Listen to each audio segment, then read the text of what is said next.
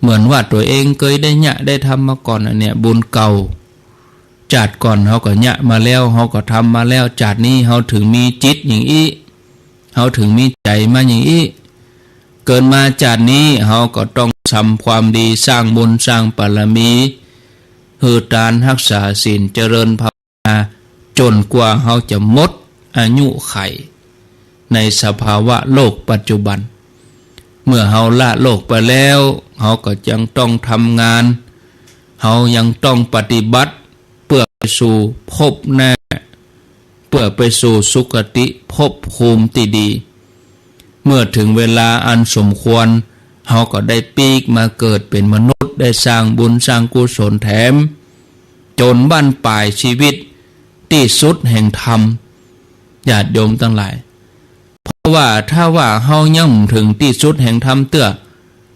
เฮาก็จะต้องปฏิบัติไปเรื่อยๆเพราะบางทีเฮาก็ถูกพญามารทดสอบนะโดนพญามารทดสอบมาบังคับบัญชาให้เฮาเป็นนั่นเป็นนี่ชีวิตของญาติโยมเขาทั้งหลายเป็นอย่างอี้หมดเกือบกู้คนชีวิตของสมณะนักบวชเป็นชีวิตที่มีความสงบมักน้อยสันโดษอาศัยปัจจัยสี่ในการดำรงชีวิตเป็นชีวิตที่ปลอดภัยจากเครื่องกังวลทั้งหลายเป็นอิสระจากการครองเรือนไม่เกี่ยวข้องด้วยเรือนแล้วเหมือนหลุดจากเครื่องพนาการเหมือนหลุดจากที่กักขังคฤหัสถ์เป็นชีวิตที่แสวงหาความบริสุทธิ์ได้ยากอย่างญาติโยมเขาเนี่ยจะลูกมาเจ้าจะมานั่งไหว้พระเนี่ยมันติดกับขี้ค้านติดกับกิเลสติดกับนิวรณ์ญาติโยมตั้งหลายครูบาอาจารย์ลูกมาตีสามตีสี่สวดโยคณะที่ญาติโยมเขารับไหลก็มีโยมแห่งกลุ่มหนึ่งที่เอาข้อวัดปฏิบัติตัวนี้มาปฏิบัติอาตมาอนุโมทนาเดินเจ้าขึ้นมานี่โอ้ขอคือได้ไหวพระมันม่วนมันจุ่มใจนะสถานที่หั่นเนี่ยญาติโยมแม้กระทั่งบ้านแม้กระทั่งวัดถ้าว่าบ้านใดวัดใดพระเนนหมั่นไหวพระสวดมนต์วัดนั้นมันสีจุ่มสีเย็นบอกประทุกแต่วัดใดบ่มีการปฏิบัติพ่อแม่บ่มีศีลบ่มีธรรมบ่มีคุณธรรมบ้านนั้นก็แห้งแล้งห่อเหี่ยวหดหูมีกะเรื่องมีกะลาวบึดอันหนึ่งฉะนั้นต้องหมั่นไหว้พระต้องหมั่นสวดมนต์เอาแปลงห้องพระไว้อย่างหูทีแปลงห้องคาราโอเกะแปลงห้องเพลงใหญ่เตะใหญ่ว่าติดแฮมห้องพระนี่อ้อยกีดเตะว่าหมอกแมวดิ้นตายญาติโยมทั้งหลายเนี่ยสุดท้ายเขาเปิ่งอะไรยังวาระสุดท้ายเนี่ยเขาเปิ่งอะไรยังถ้าเขาเปิ่งธรรมะถ้าเขาขอกุลพระกุลเจ้ามันใจว่าโอ้ใกล้จะเป็นจะตายมาอ้างงาบว่าขอเปียไม้มาห้องเพลงเนี่ยมันจะมีญาติโยมขอไว้เอากุลพระกุลเจ้าปกห่มรักษาลูกกำเนิดอย่างอันเนี้ยศรัทธาญาติโยมท่านทั้งหลายเนาะก็เดี๋ยวจะมาอู้ต่อเรื่องของพระปิณโดละพระปิณโดละมีเรื่องราวที่จะมาเล่าให้กับญาติโยมได้ฟังแฮมลายบทลายตอนมาจบเตื้อก็เดี๋ยวมาต่อก่อนจะมาต่อนี่ก็ตักญาติโยมตั้งระบบเฟซบุ๊กก่อนฟังโทรเด้อก็เดี๋ยวชื่อเปิ้นจะหายนะ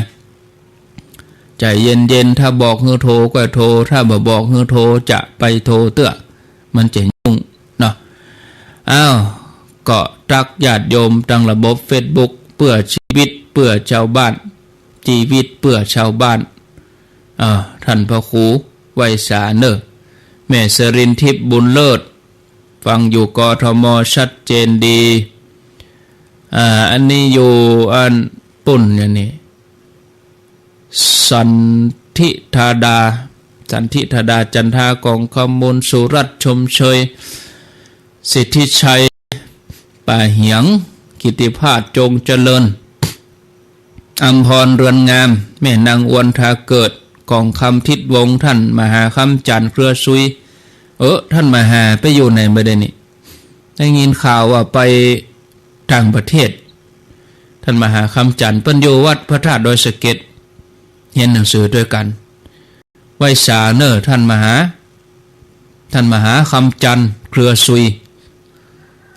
เฮียนตีเฮียนบุญเจียงใหม่บุญด้วยกันท่านมหาคำจันทร์สบายดีเนาะท่านมหาโสภากองสิงห์ชูศรีสิทธิบาลลาวันกันธาแม่เดินเพนทิมบางแม่โสภากองสิงห์แม่มาลีกัลยาดุสิตปงเทวีสรัญญาวดีปัญญาเรืองชื่อจอยก็มีทองดีสิริยาบุญทวีตาออดผ่องพันธันศิลาวรเทพสารินจาอันนี้ก็เป็นพระคุณเจ้าเหมือนกันแม่สรินทิพย์อัญชลิกาเมธาทัตวราพรสุกเกษมทองเตจะสุขคำผงอุ่นบุญตันสันทรายเวียงปะเป้าปราณีบุญแผ่ผลพลอยพรินขุนศรีน้องไม้ร่มเย็นเป็นสุขอุ้ยน้องขิมสิริวัณเป็นกู้ไฟจะไปออกสถานีก็ใจเวลแต่พะเยานี่เขาก็โคนปัดกลมวัดปากดังอยู่บ้านอยู่จองกันเขาก็จะไปลึงเนาะหลวงเพิ่นไหว้แล้วก็ข้าพมบ้านเฮาโดยอู้กันหลายตีหลายตามกันว่าโดนตราหน้านะว่าเมืองเชียงใหม่เป็นเมืองท่องเที่ยวจะต้องลงกันละแต่ที่ไหนได้เป็นเลขศูนย์มาเป็นเกินเดือนมาเพิ่มเลยหมู่ที่ติดก็หมอก็เก้งรักษากันหายเลยนายกย่องคุณหมอทั้งหลายเจ้าหน้าที่บ้านเมืองทั้งหลายช่วยบ้านช่วยเมืองกันนะมีโอกาสได้เป็นบุญใหญ่ไวยาวัจจะไม่ช่วงแรกก็ปะกันตัวอีกก่อนเนาะว่าถ้าอาจารย์จะดำเนินรายการกับแปลได้นิมนต์อาจารย์ครับก็ขอกราบถวายความเคารพท่านพระครูสุเมธธรรมเสวีได้พบปะศรัทธาญาติโยมไว้เป็นเบื้องต้นเนาะจะมาภาพก็มากังวลกับอันไม้ตัวนี้ออกข้างเดียวแม่เจ้าอูดังน้อยก็เสียงมันก็กระแทกถ้ากระแทกมันก็ออกสองข้างถ้าเขาอูเบามันก็ออกข้างเดียวถ้าออกข้างเดียวนี่เสียงสถานีบางตีนี่ก็จะบอกออกมันต้องออกสองข้างมันถึงจะสมบูรณ์อันนี้เฉพาะไม้ตมานะแต่เจ้าก็ลองจัดดีเนี่ยมันจะว่าโอ้จะมาออกรายการเนี่ยมันแปลงบัดลองจัดดีนะแปลงไว้เป็นชั่วโมงเปิดใจแต่มันเนี่ยศรัทธาญาติโยมมันเนี่ยเวลาจะใจแต่ก่อนวันนี้เนาะมันอุปกรณ์ทางอิเล็กทรอนิกส์ดีละแต่กับกระแสไฟมันเข้าบัดเต็มตัวนี้ไฟไม้ตัวนี้มันใจไฟท่านอาจารย์วิศวัตเปิ้นว่าโอ้ไม้นี่เวลาอยู่ห้องนี่เปิ้นบ่ฮื้อย้ายนะอีหรอเปิ้นฮื้อกำฮื้อหยังถ้าว่าสถานีเป็นแต่เป็นว่าในของเฮานี่มันได้ยกกันไปยกกันมาก็ตึดไปจักกันทั้งนึงแบบชุมชนน่ะเนาะแต่ว่าเป็นสถานีรักนี่แต่เนอะเปิ้นถึงบ่ฮื้อกำเลยล่ะอยู่ยังได้อย่างอันน่ะจะไปกำถ้าคนไปร่วมรายการเปิ้นบ่ฮื้อกำบ่ฮื้อจิอย่างสักอย่างเฮานี่มันยังได้ยกกันไปยกกันมาเดี๋ยวนี้ถ้าจะดีแล้วเนาะเอาละญาติโยมท่านทั้งหลายเมื่ออย่างต่างๆดีแล้วก็เขาก็จะมาอู้มาจากันเบื้องต้นนี่ก็ประชาสัมพันธ์ญาติโยมคือได้รับทราบเสียก่อนว่าวัดพระธาตุเจ้าดอยสุเทพเปิ้นก็เปิดให้ญาติโยมได้ไปไหว้ไปสาไปสักการะแล้วตั้งแต่วันนี้เป็นต้นไปเปิ้นก็มีมาตรการญาติโยมไปก็ต้องมีหน้ากากมีอย่างเนอะ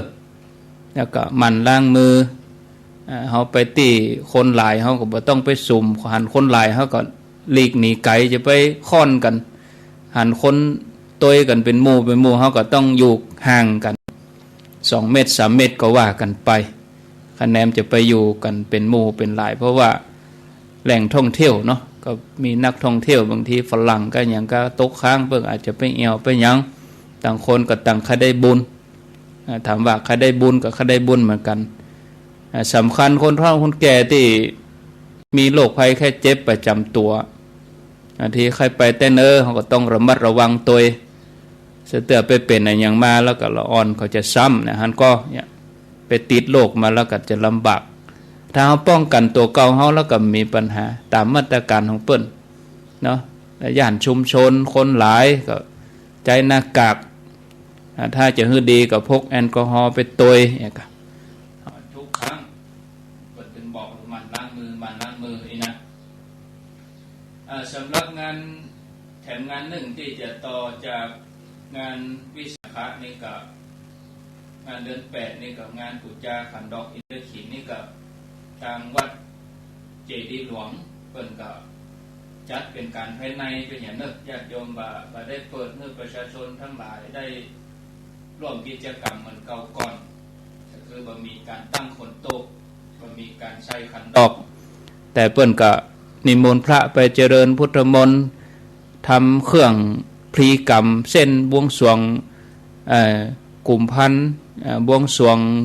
เสาหลักเมืองตามปกติตามฮีตตามหอยโดยเจ้าหน้าที่โดยตังวัดเปิ่นทำตามปกติอันนี้ก็แจ้งให้ญาติโยมทั้งหลายสะเตือก็บ่ฮู้เนาะอันนี้ก็บอกกล่าวสำหรับเรื่องราวที่จะมาอู้กันในวันนี้ก็ในศีลหน้าวันนี้เป็นวันศีลวันนี้8 ค่ำนะเนาะศีลหน้านี่ก็จะเป็นเดือนเพ็ญศีลวันเดือนเพ็ญก็คือวันเดือน8 เพ็ญวันเดือน8 เพ็ญปีนี้ก็ตรงกับวันวิสาขบูชาพอดีวันวิสาขบูชานี่ตรงกับวันที่6พฤษภาวันนี้วันที่29เป็นวันเดือน8ออก8 ค่ำเขาก็นับไปแถม7 วันเนาะนับไปแถม7 วันกับปุ้นวันที่6 พฤษภาเพราะว่าเดือนเมษายนนี่มีอยู่30 วันวันพวกก็เป็นวันสิ้นเดือนเนาะก็วันนี้จะอู้ถึงเรื่องของวิสาขบูชามีความสำคัญอย่างใดติมาติไปเบื้องต้นนี้ก็จะได้นิมนต์อาจารย์ท่านพระครูสุเมธธรรมศิริได้อู้จาก็อู้ไปเมื่อหน่อยอย่างโยมว่าโยมเรียกร้องจะไปอู้ศูนย์การนิยมโยมขอไว้เป็นช่วงที่2ว่ะโยมว่าช่วงแรกนี่อู้กำตนกะคนเท่าฟังบัดตันมา3 มา 4มาเผียวโบ๊ะบะเบ๊ะบะเสกันนี่คนเท่าฟังบัดตันอีหรอเปลี่ยนกันอู้ตัวนั้นอู้ได้สัก20 นาทีเนาะแฮมตัวนึงก็เสริมแฮมสัก10 นาทีช่วงที่2เขาก็ก้อยมาสนทนากันอีเนาะก็ก่อนที่จะนิมนต์อาจารย์ท่านพระครูนั้นก็ใครเชิญชวนญาติโยมเนาะเขาอยู่บ้านเขาก็ทำความดีได้ถ้าเขาสามารถจะออกไปเจ้าก็ได้ยินพระครูสมบูรณ์กันทัพปาก็ว่าช่วยกันรณรงค์ถ้าเขาอยู่บ้านเขาก็ประพฤติปฏิบัติได้ประดับธงธรรมจักรคือได้รู้ว่าใกล้ถึงวันวิสาขบูชาอันเป็นวันสำคัญสากลของโลกเป็นวันสำคัญของโลกเลยนะญาติโยมวันวิสาขบูชาเนี่ยจะเตือนมีภัยบอกมีภัยเตือนอาจจะลืมไปเอกเนาะอันนี้ก็ฝากเชิญชวนญาติโยมท่านทั้งหลายครับขอนิมนต์เลยครับจันท่านพระครูเรื่องราวของวันวิสาขบูชาที่มาที่ไปมีความสำคัญอย่างใดแล้วเฮาทั้งหลายในฐานะที่เป็นเจ้าพุทธเนี่ยจะใดพ่องในสถานการณ์บ้านเมืองบัดเดี๋ยวนี้ตัวจะใดเนาะตามแนววิธีที่ถูกต้องครับขอนิมนต์ครับสาธุอย่างท่านอาจารย์ว่าอู้ตอนแรกก็อู้ไปก่อนแต่ว่าท่านอาจารย์เสริมได้ทุกเมื่อเนอะถือว่าสนทนาไปตัวก็ได้บ่ถือว่าเสียมารยาทแทรกมาได้ทุกเมื่อเนาะถ้าอย่าอู้เรื่องวิสาขานี่ก็ย้อนไปเห็นหน่อยว่าในหนังสือเปรตวัตถุกับวิมานวัตถุเนี่ยพระมหาโมคคณาเจ้าซึ่งเป็นอัครสาวกฝ่ายซ้ายผู้มีฤทธานักเนี่ยได้ไปปะเพศปะผีปะเทวดา หันวิมานใหญ่โตห้องพาปะเทวดาครับปะผีปะเพศเนี่ยก็หันเขาตุกยากลำบากเขาถามเขาได้ทำกรรมอย่างมาเขาเหล่านั้นก็บอกบุพกรรมให้กับพระมหาโมคคัลลานะพระมหาโมคคัลลานะก็พลิกมาเมืองมนุษย์ ก็ยังมานำใจเด้อเอาความสงสัยนี่ไปถามพระองค์พระองค์ก็บอกว่าพระองค์หันได้แต่ใต้ต้นโพแล้วมันแต่บ่มีสักขีพยานอย่างเคยอูกับท่านอาจารย์ท่านพระครูอภิวัฒนวิกรมบอกว่าภาษาเหนือเขาพยานเรื่องแสดงธรรมจักรกับปวัตตนสูตรนี่เหมือนกัน พระองค์เลือกตั้งแต่ใต้ต้นโพแล้วว่าจะไปโพธิ์ไผ่ย้อนไปถึง100,000 มหากัปล่วงลับมาแล้วอัญญาโกณฑัญญะกับหมู่ปัญจวัคคีย์ทั้งหลายได้ปรารถนาต่อหน้าพระพุทธเจ้าชื่อว่าปทุมมุตตระสัมมาสัมพุทธเจ้าว่าขอให้ได้เป็นผมสาวกขอให้ได้เป็นผู้รู้ราตรีนานได้เป็นตุลหันตาก่อนเปิ้ลตั้งหันมาก็บำเพ็ญบารมี30 ตัดระดับมหาสาวก100,000 มหากัปจะได้มาฟังธรรมพวกนี้พระองค์หันตั้งแต่ใต้ต้นโพมานั้นหลังจากพระองค์ตรัสรู้พระองค์ก็เสวยวิมุตติสุขอยู่7 สัปดาห์หรือ7 ปีสัตตมหาสถาน49 วันเพนเดือน6ที่พระองค์ตรัสรู้เนี่ยแต่ถ้า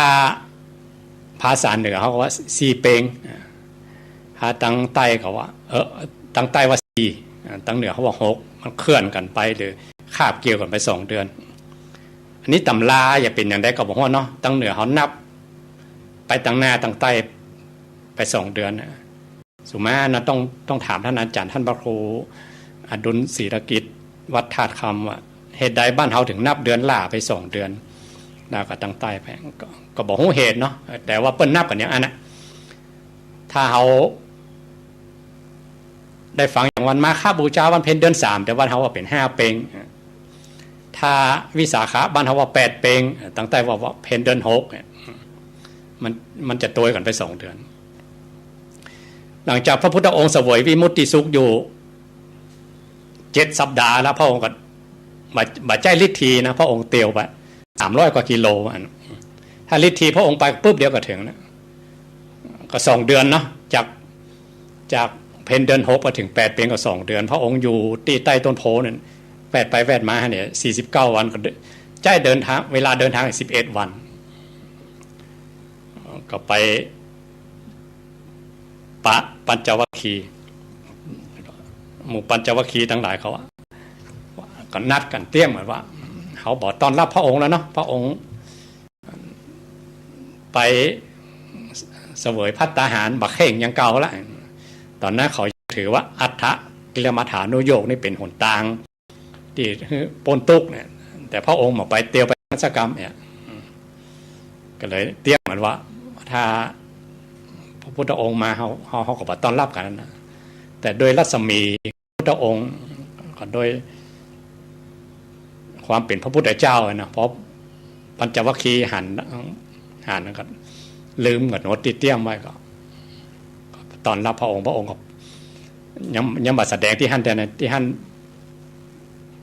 พระเจ้าอาโศกมหาราชก็ได้มาทำสถูปชื่อว่าจำคันธีหลังจากนั้นพระองค์ปาปัญจวัคคีย์ไปที่ธรรมิกะสถูปพระองค์ก็แสดงธรรมที่ท่านธรรมผูกนี้ชื่อว่าธรรมจักรกับปวัตตนสูตรอัปปฏิวัติยังในธรรมจักรว่า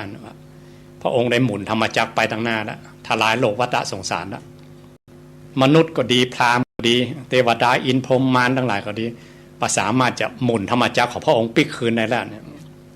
หมุนไปตั้งหน้าเดี๋ยวทลายโลกวัฏสงสารอย่างเดียวมันมีใครที่จะแย่งได้มีใครที่จะมาโอกรรมสัจจะของพระองค์นี้ได้ว่าพระองค์ว่ามันเป็นอย่างเงี้ยพระองค์ว่ามันเป็นทุกข์แล้วให้ว่าหันเป็นสุขได้โลกวัฏสงสารมีใครจะแย่งกรรมนี้ได้ธรรมพวกนี้จะว่าธรรมจักรกับปวัตตนสูตรความหมายก็คือธรรมที่หมุนไปทลายโลกวัฏสงสารพอพระองค์แสดงธรรมจบดวงตาหันธรรมกับบังเกิดกับ ตนแรกที่ได้ปรารถนามา100,000มาครับคือท่านอัญญาโกฏัญญะท่านมีดวงตาหันน้ำว่ายังกินจิสมุทยธรรมังสัพพันตังนิโรธธรรมันติแปลบ้านเขาว่าท่านเกิดดวงตาหันถามว่าสิ่งใดสิ่งหนึ่งเกิดขึ้นเป็นธรรมดาสิ่งนั้นย่อมดับเป็นธรรมดาสิ่งใดสิ่งหนึ่งคือรวมทั้งหมดเหมือนกับโลกและวัฏสงสารทั้งหมดรวมกันเป็นสิ่งใดสิ่งหนึ่งหมดว่ามันมีความเกิดขึ้นเป็นธรรมดาย่อมดับเป็นธรรมดามันเกิดขึ้นแล้วบัดดับมันมีพอท่านอัญญาโกณฑัญญะได้หันเนี่ยพระองค์ก็แสดงธรรมจักรจบพอดีเทวดาอินพรหมทั้งหลายแต่ขอพุ่มมานั่งเทวานั่งที่ครูบาอาจารย์สวดหรือสถาที่สวดธรรมจักรได้ก่อนเทวดาอินพรหมทั้งหลายตั้งแต่จันภูมิเทวดาก็ปากันสาธุขึ้นกันเป็นจันเป็นจันเป็นจันย้อนมาหาแม่น้อยหน่อยเนาะแม่น้อยถามว่าจะสวดอรูปพรหมไปด้วยได้ก็มาได้นะแม่น้อยเนอะที่จังเคยบอกว่าที่สาธุโดยธรรมจักรของพระองค์มาได้ก็มีจันอสัญญีจิตมันดับโดยอำนาจของฌานที่เปิดวงเล็บไปในธรรมจักรวงเล็บไว้บัดได้ที่จริงสัทธะมุนตสาเวสูงคือสาธุโดยเปิดมาได้กับอรูปพรหม4อันนั้นเสวยอยู่ในสุขในฌานของตัวเก่า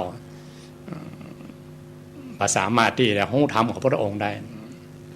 ก็มีเทวดาตั้งแต่ภูมิเทวดาไปพวกสัตว์ทั้งหลายที่อยู่ในป่าหิมพานต์เนี่ยภูมิเทวดาเทวดา6จันนะครับพรหมสาวจันลบออกจาก4กันลบออกจันที่11คืออารูปนอกนั้นได้ฟังธรรมของพระพุทธเจ้าหมด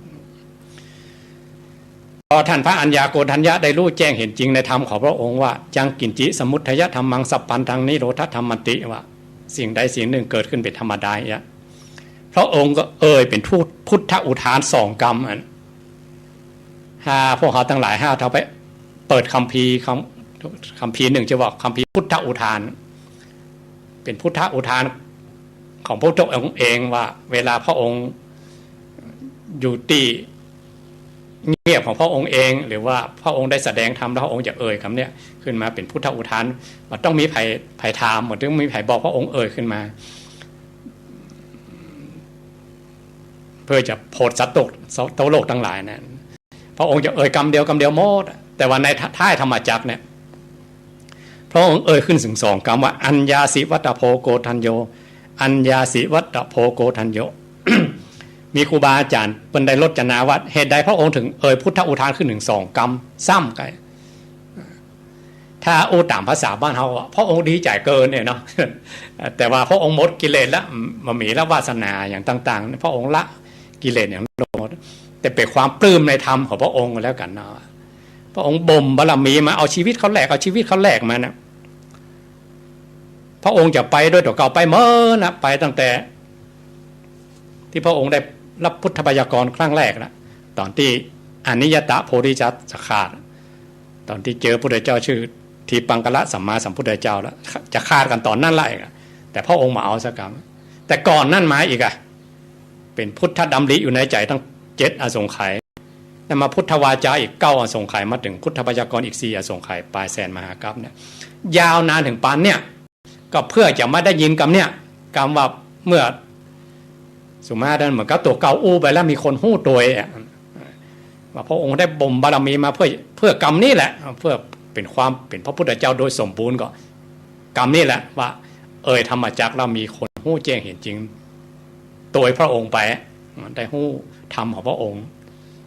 แล้วมีคนเข้าใจด้วยเมื่อคนหู้แจ้งหรือมีคนหักโลกวัฏสงสารได้เป็นคนแรกเนาะความดีใจไปจะดีใจแบบปุถุชนหรือความดีใจแบบทั่วๆไปนะเป็นพุทธอุทานของพระองค์เองพระอัญญาโกณฑัญญะได้พระองค์ไปแล้วได้หู้แจ้งเห็นจริงในธรรมของพระองค์แล้วถึง2 คำอันนี้คือประวัติย่อๆของธรรมจักรที่มาที่ไปเนาะว่าเหตุใดพระองค์ถึงบัดเตะให้คนอื่นฟังก่อนต้องไปเจาะจงคือกับท่านพระอัญญาโกณฑัญญะในกลุ่มของปัญจวัคคีย์นะก็เพราะว่าท่านเหล่านั้นได้ปรารถนาในโลกวัฏสงสารมาถึง100,000 มหากัปเพื่อได้โดยพุทธองค์เป็นองค์แรกในวันเนี่ยคล้ายวันที่จะถึงวันหน้าเนี่ยสำหรับบ้านเรา ามประเพณีบ้านเฮาก็เฮาขึ้นดอยสุเทพวันขึ้น14 ค่ำนะแต่ปีนี้เนาะโรคภัยไข้เจ็บอย่างมาเบียดเบียนก็ได้อู้จากกับท่านอาจารย์ครูอภิวัฒนวิกรมตะกี้ว่าปีนี้เปิ้นมีประเพณีขึ้นดอยกันสักกรรมผ้าไหไปไหว้ภาษาก็เป็นปกติไป เนี่ยกูปีถ้าบ่มีเหตุอย่างนะก็ไปเตียวขึ้นดอยกันมันม่วนอ่ะคนไม่ใช่ว่ามาคนเตียวเนาะมันก็คนไหลขึ้นดอยกันเริ่มให้ไปเจ้าวันลักหมื่นลักแสนมันก็นะบางคนก็ปีหน้าก่อนบึ้ดก่อนย้ำก่อนหรือว่าเขายังบ่เท่าเด้อเท่าแก่ก้อยไปเนี่ยเหตุปัจจัยภายนอกนะเขาจะไปโหได้ว่าเปิ้นจัดกันมาหูสักกี่ปีจูปีนี้มาได้จัดอะไรนั่นโยงมาหนึ่งโอปัญญิโกเหมือนกันว่าคุณงามความดีบางอย่างอัจเชวกิมาตพังที่พระองค์ได้ตรัสไว้ในพัทเทกรัตตคาถาสูตรผู้ใดอยู่วันเดียวคืนเดียวก็มีความเจริญเป็นผู้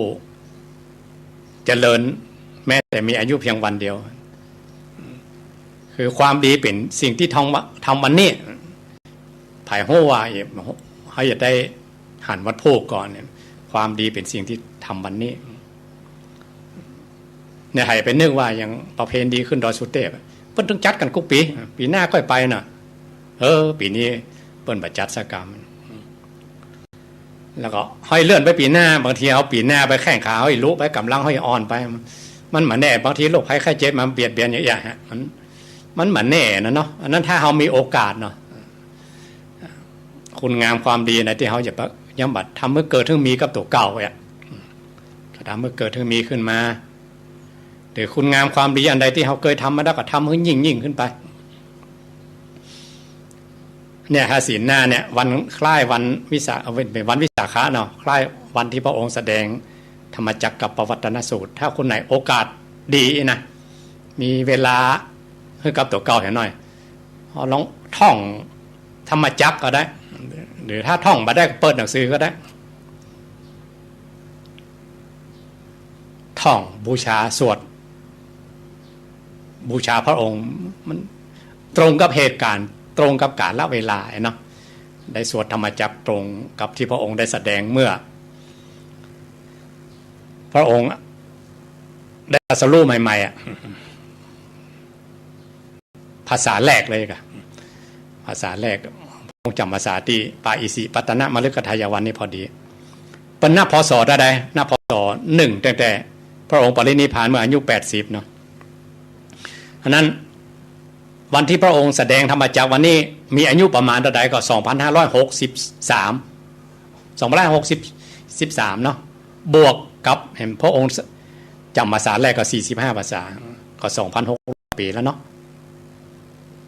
2563ก็2,600 กว่าปีแล้ว45 บวก 63คล้ายวันศีลหน้าเนี่ยเนาะคณะสัทธาต้องอธิษฐานใจว่าเราอย่าทำคุณงามความดีอย่างท่องปูจากุลแก้ว3ประการครบพอดีนะถ้าเขาว่าวันวิสาขะนี้ยังกุลแก้ว3ประการยังไม่ครบเลยเพราะมันยังมีพระสงฆ์บังเกิดขึ้นแล้วในโลกแต่ถ้าวันวิสาขะเนี่ยพระพุทธเจ้าก็บังเกิดขึ้นแล้วในโลกที่ใต้ต้นโพเนาะพระธรรมเจ้าเกิดขึ้นในวันเนี้ยคือวันวิสาขะเนี่ยคือพระธรรมจักร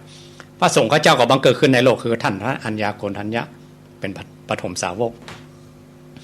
ก็หมายความกุลแก้ว3ประการพระพุทธพระธรรมพระสงฆ์พระรัตนตรัยครบพอดีวันวิสาขบูชาวันวิสาขบูชาไปแจ้งกันเนาะแม่นเอามาวันวิสาขะแน่นอนวันวิสาขะถ้าเข้าภาษาเป็นวันอาสาฬหบูชาเนาะแม่นมาฆะนี่เป็นวันพระธรรมวิสาขะนี่เป็นวันพระพุทธวันอาสาฬหะนี่เป็นวันพระสงฆ์มาฆะนี่เป็นวันพระธรรมคือพระพุทธเจ้าประกาศโอวาทปาติโมกข์เนาะวางแนวนโยบายว่าจะเอาเผยแพร่กันแนวนี้เนอะ ห้องมาประชุมกันแถลงนโยบายถ้าเป็นวันวิสาขะนี่ก็เป็นวันพระพุทธเจ้าประสูติตรัสรู้ แต่ที่ผมเล่าผิดไปนะเล่าว่ามันเป็นวันอาสาฬหบูชาครับขอโทษด้วยครบเอาครบเห็นหน่อยเอาครบเห็นหน่อยเอาครบตั้งแต่ประสูติก่อนจะมาเป็นพระพุทธเจ้านี่เพิ่นเป็นโพธิสัตว์ก่อนเนาะสมัยนั้นแต่ที่เป็นวันอาสาฬหบูชาไปเข้าภาษาไปครับจำผิดแต่มันเบลอเหมือนกันนะวันอาสาฬหบูชานี่เป็นวันพระสงฆ์คือมีพระสงฆ์ครบวันนั้นคือที่พระองค์ได้แสดงธรรมจักรที่ว่านี่เป็นวันวิสาขะเนาะลืมไปเป็นวันวิสาขะลืมไปก็เป็นอย่างแสดงว่าเท่าเลยเนี่ยไปจัดเมินอาจารย์ก็บัตักก็ปล่อยกำลังม่วนเพลินไปกับปล่อยฟังไปแต่กี้เป็นเป็นกรรมแสดงธรรมจักรไปที่จริงเหมือนใจเนอะครับเป็นวันอันอาสาฬหบูชาแต่กี้เป็นวันอาสาฬหบูชาครับแต่ถ้าวันเนี้ยวันที่พระองค์ประสูติตรัสรู้ปรินิพพานวันวิสาขะผิดไปแต่รุ่นเนี่ยเป็นอย่างเขาว่าฟังไปแล้วบัตักกันนะงั้นม่วนหรอฟังกับเพลินไปเนี่ยได้เพื่อนว่าตามน้ำอย่างบ่ได้ตามน้ำบ่ได้เรื่องนี้บ่ได้ยกมือเลยบอกยกมือกับขอประท้วงอย่างประท้วงใหญ่เพื่อนตัวในแค่ตัวในสถานเนอะปัจจัยเนี่ยแต่กี้เป็นวันอาสาฬหบูชาว่าไปอย่ายืดยาวเพื่อนกำลังม่วนม่วนอยู่กับพูดก่อนเนอะแถม2 เดือนก่อนแม่นเข้าภาษาเนาะเข้าภาษาที่พระอัญญาโกณทัญญะไดโฮนั่นนะแต่ก็เหมือนกันตะเกียเหมือนกันว่า3 วันนี้พอดีเนาะว่าวันประสูติตรัสรู้ปรินิพพานครับแต่ถ้าพวกเขาทั้งหลายมีเฟซเก่าๆเองนะครับ ไปดูก่อนทวนเนาะทวนจะมีครับสุมาเด้อนะมันว่าแต่กี้เอาไปเอามาเป็นวันอาสาฬหบูชาปุ้นไปสีปัตนะมฤคทายวันปฐมสาวกปุ้นนี่พระองค์กำลังจะตรัสรู้อยู่ครับเอาวิสาขานี่ก่อนจะมาเป็นพระเจ้านี่จัดสุดท้ายเพิ่นเป็นอย่างเป็นพระเวสสันดรเป็นโพธิสัตว์จากจบเฮาย่นย่อเนาะจบพระเวสสันดรแล้วก็ไปปั้มเปงปรมีบนสวรรค์บนแถมบ่อันนั้นเสวยวิมุตติเสวยสุขเดี๋ยวว่าดุสิตเทพบุตรเป็นพระราชาบนสวรรค์จันทร์ดุสิตอย่างก่อนนั้นก็คือไปเป็นเทพบุตรเทวดานั่นเองเนาะถ้าอาจารย์ว่านับอายุตั้งแต่พระเวสสันดรมาถึงชายสิทธัตถะอาจารย์ว่าอายุกี่ปีโอ้หลายแสนปีก็จะลองโค้มหน่อยหรอเป็นกัปก็ฮะเป็นกัปเมินไปอ๋อมีกี่อายุของโพธิสัตว์จัดสุธาที่อยู่สวรรค์ชั้นดุสิตนี่นะ4,000 ปีทิพย์4,000 ปีทิพย์ของสวรรค์ชั้นดุสิตเทียบกับมนุษย์เทียบมนุษย์เขา576 ล้านปีก่อนไดโนเสาร์กันนะไดโนเสาร์ท่านบอกว่าที่อยู่ในโลกมนุษย์นี่นะครับอายุระหว่าง60 ล้านปีถึง200 ล้านปีช่วงเนี้ยช่วงที่ไดโนเสาร์อยู่นะพระเวสสันดรก่อนนั้นก่อนนะนักวิทยาศาสตร์ยังค้นมาถึงเด้อครับสัตว์ไดโนเสาร์นี่เป็นฟอสซิลนะก่อนฟอสซิลเนี่ยอาจจะกลายเป็นน้ำมันเป็นอย่างก็ได้ครับยุคของพระเวสสันดรก่อนนั้นก่อนแล้วก็เปิ้นก็ไปปั้มเปงปุ้นมาปั้มเปงก็เสวยสุกปุ้นรอเวลาเต็มแล้วไอ้ค่ะก็พอมาแสนปีสุดท้ายเนี่ยเรียกว่ามหาวิโลกนะนะครับเทวดาอินพรหมทั้งหลายก็มาเป็นเจ้าชายสิทธัตถะนี่นะยังมาถึงเดี๋ยวก่อนแสนปีนะหมู่เทวดาอินพรหมทั้งหลายเขาสงสัยเรื่องมงคลเนี่ยก็ไปอาราธนาสันตุสิทธิเทพบุตรว่าอันอย่างที่เป็นมงคลพระองค์ก็บอกว่ารอพระองค์ตรัสรู้ก่อนจะมาบอกเองครับมหาวิโลกนะคือพระองค์เล็งขายยานของโพธิสัตว์จัดสุดท้ายเนาะพระองค์จะไปเกิดที่ไหนตระกูลนั้นได้พ่องเนี่ยพ่อแม่ชื่อยังตระกูลได้ถ้ายุคใดสมัยใดพราหมณ์เป็นใหญ่พระองค์อย่าประเทศเนาะประเทศดินแดนใดอย่างใดเนาะหันมาก่อนละ100,000 ปีหันมาก่อนได้เล็งพอแล้วครับนั่นตำราที่ถ้าอัญญาโกณทัญญาติยกนิ้วมือนิ้วเดียวนะครับว่ามหาสัจเจ้าเนี่ยจะได้เป็นจัดสุดท้ายจะได้เป็นพระพุทธเจ้านะ1 เดียวตำราเนี่ยสืบทอดมาจากมหาวิโลกนะเนี่ยนะอ๋อครับเทวดาอินพรหมแล้วเขาเกี้ยมเหมือนแล้วครับสมัยเรายกตัวอย่างหน่อยเนาะครับสมัยเมื่อรัชกาลที่10ตอนนั้นยังเป็นเจ้าฟ้าชายอยู่ ครับ มาที่วัดศิรินี่ สิริมังคลาจารย์ วัดศิรินี่ทำอนุสาวรีย์ของสมเด็จย่า ครับ สมเด็จย่ามาสร้างวัดนี่หรอตอนที่ในหลวงรัชกาลที่9มันสร้างเขื่อน ครับ คนก่อนหนีน้ำท่วมเหมือนเอกแล้วสมเด็จย่ามาเป็นประธานฝ่ายคฤหัสถ์เนาะหลวงปู่เขาก็ หลวงปู่ทอง ครับมาเป็นประธานฝ่ายตุเจ้าครับ มาสร้างวัดที่นี่แล้วก็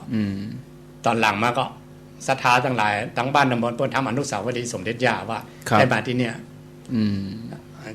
เจ้าฟ้าชายตอนนั้นนอนรัชกาลที่10มาเปิดอนุสาวรีย์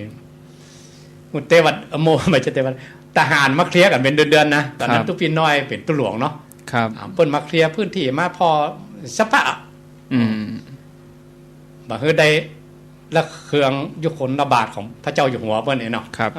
เรียบร้อยดีงามเรียบร้อยดีงามครับมาอันนี้ขนาดเหมือนกับเจ้าในเมืองมนุษย์เนาะเปิ้นเนี่ยมาเคลียร์กันเป็นเดือนๆอันนี้มหาสัตว์เจ้าเหมือนกันโพธิสัตว์เจ้าจะมาได้เป็นพระพุทธเจ้าเนี่ยจะนำมาเป็นครูของโลกเนี่ยเทวดาอินพรหมนี่เขาฮู้กันหมดหรอกครับเปิ้นก็เลยมาเคลียร์กันเคลียร์พื้นที่เนี่ย100,000 ปีมาเคลียร์เกียมพื้นที่ไว้ก่อนเกียมพื้นที่เกียมคนเกียมอย่างนั้นใครจะมาเกิดกันตอนใดเปิ้นมีเดี๋ยวมหาวิโลกนะเนี่ยนะคือเหมาะสมเนาะจะคือเหมาะสมครับองค์มหาสัตว์เจ้าอย่างใดต้องเคลียร์กันก่อนเนี่ยครับต้องไปอ่านปฐมสมโพธินะจะหาความละเอียดของเรื่องราวมูลนี้ครับอาจารย์อย่าว่านะครับก็มาเอาปฐมสมโพธิอ้อมเดียวเนี่ย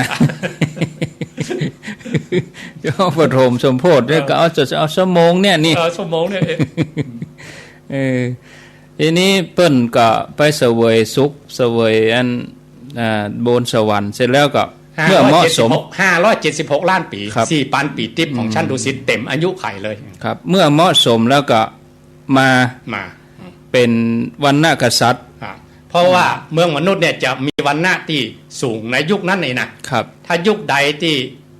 กษัตริย์เป็นใหญ่ก็จะมาเกิดในตระกูลกษัตริย์ถ้าเกิด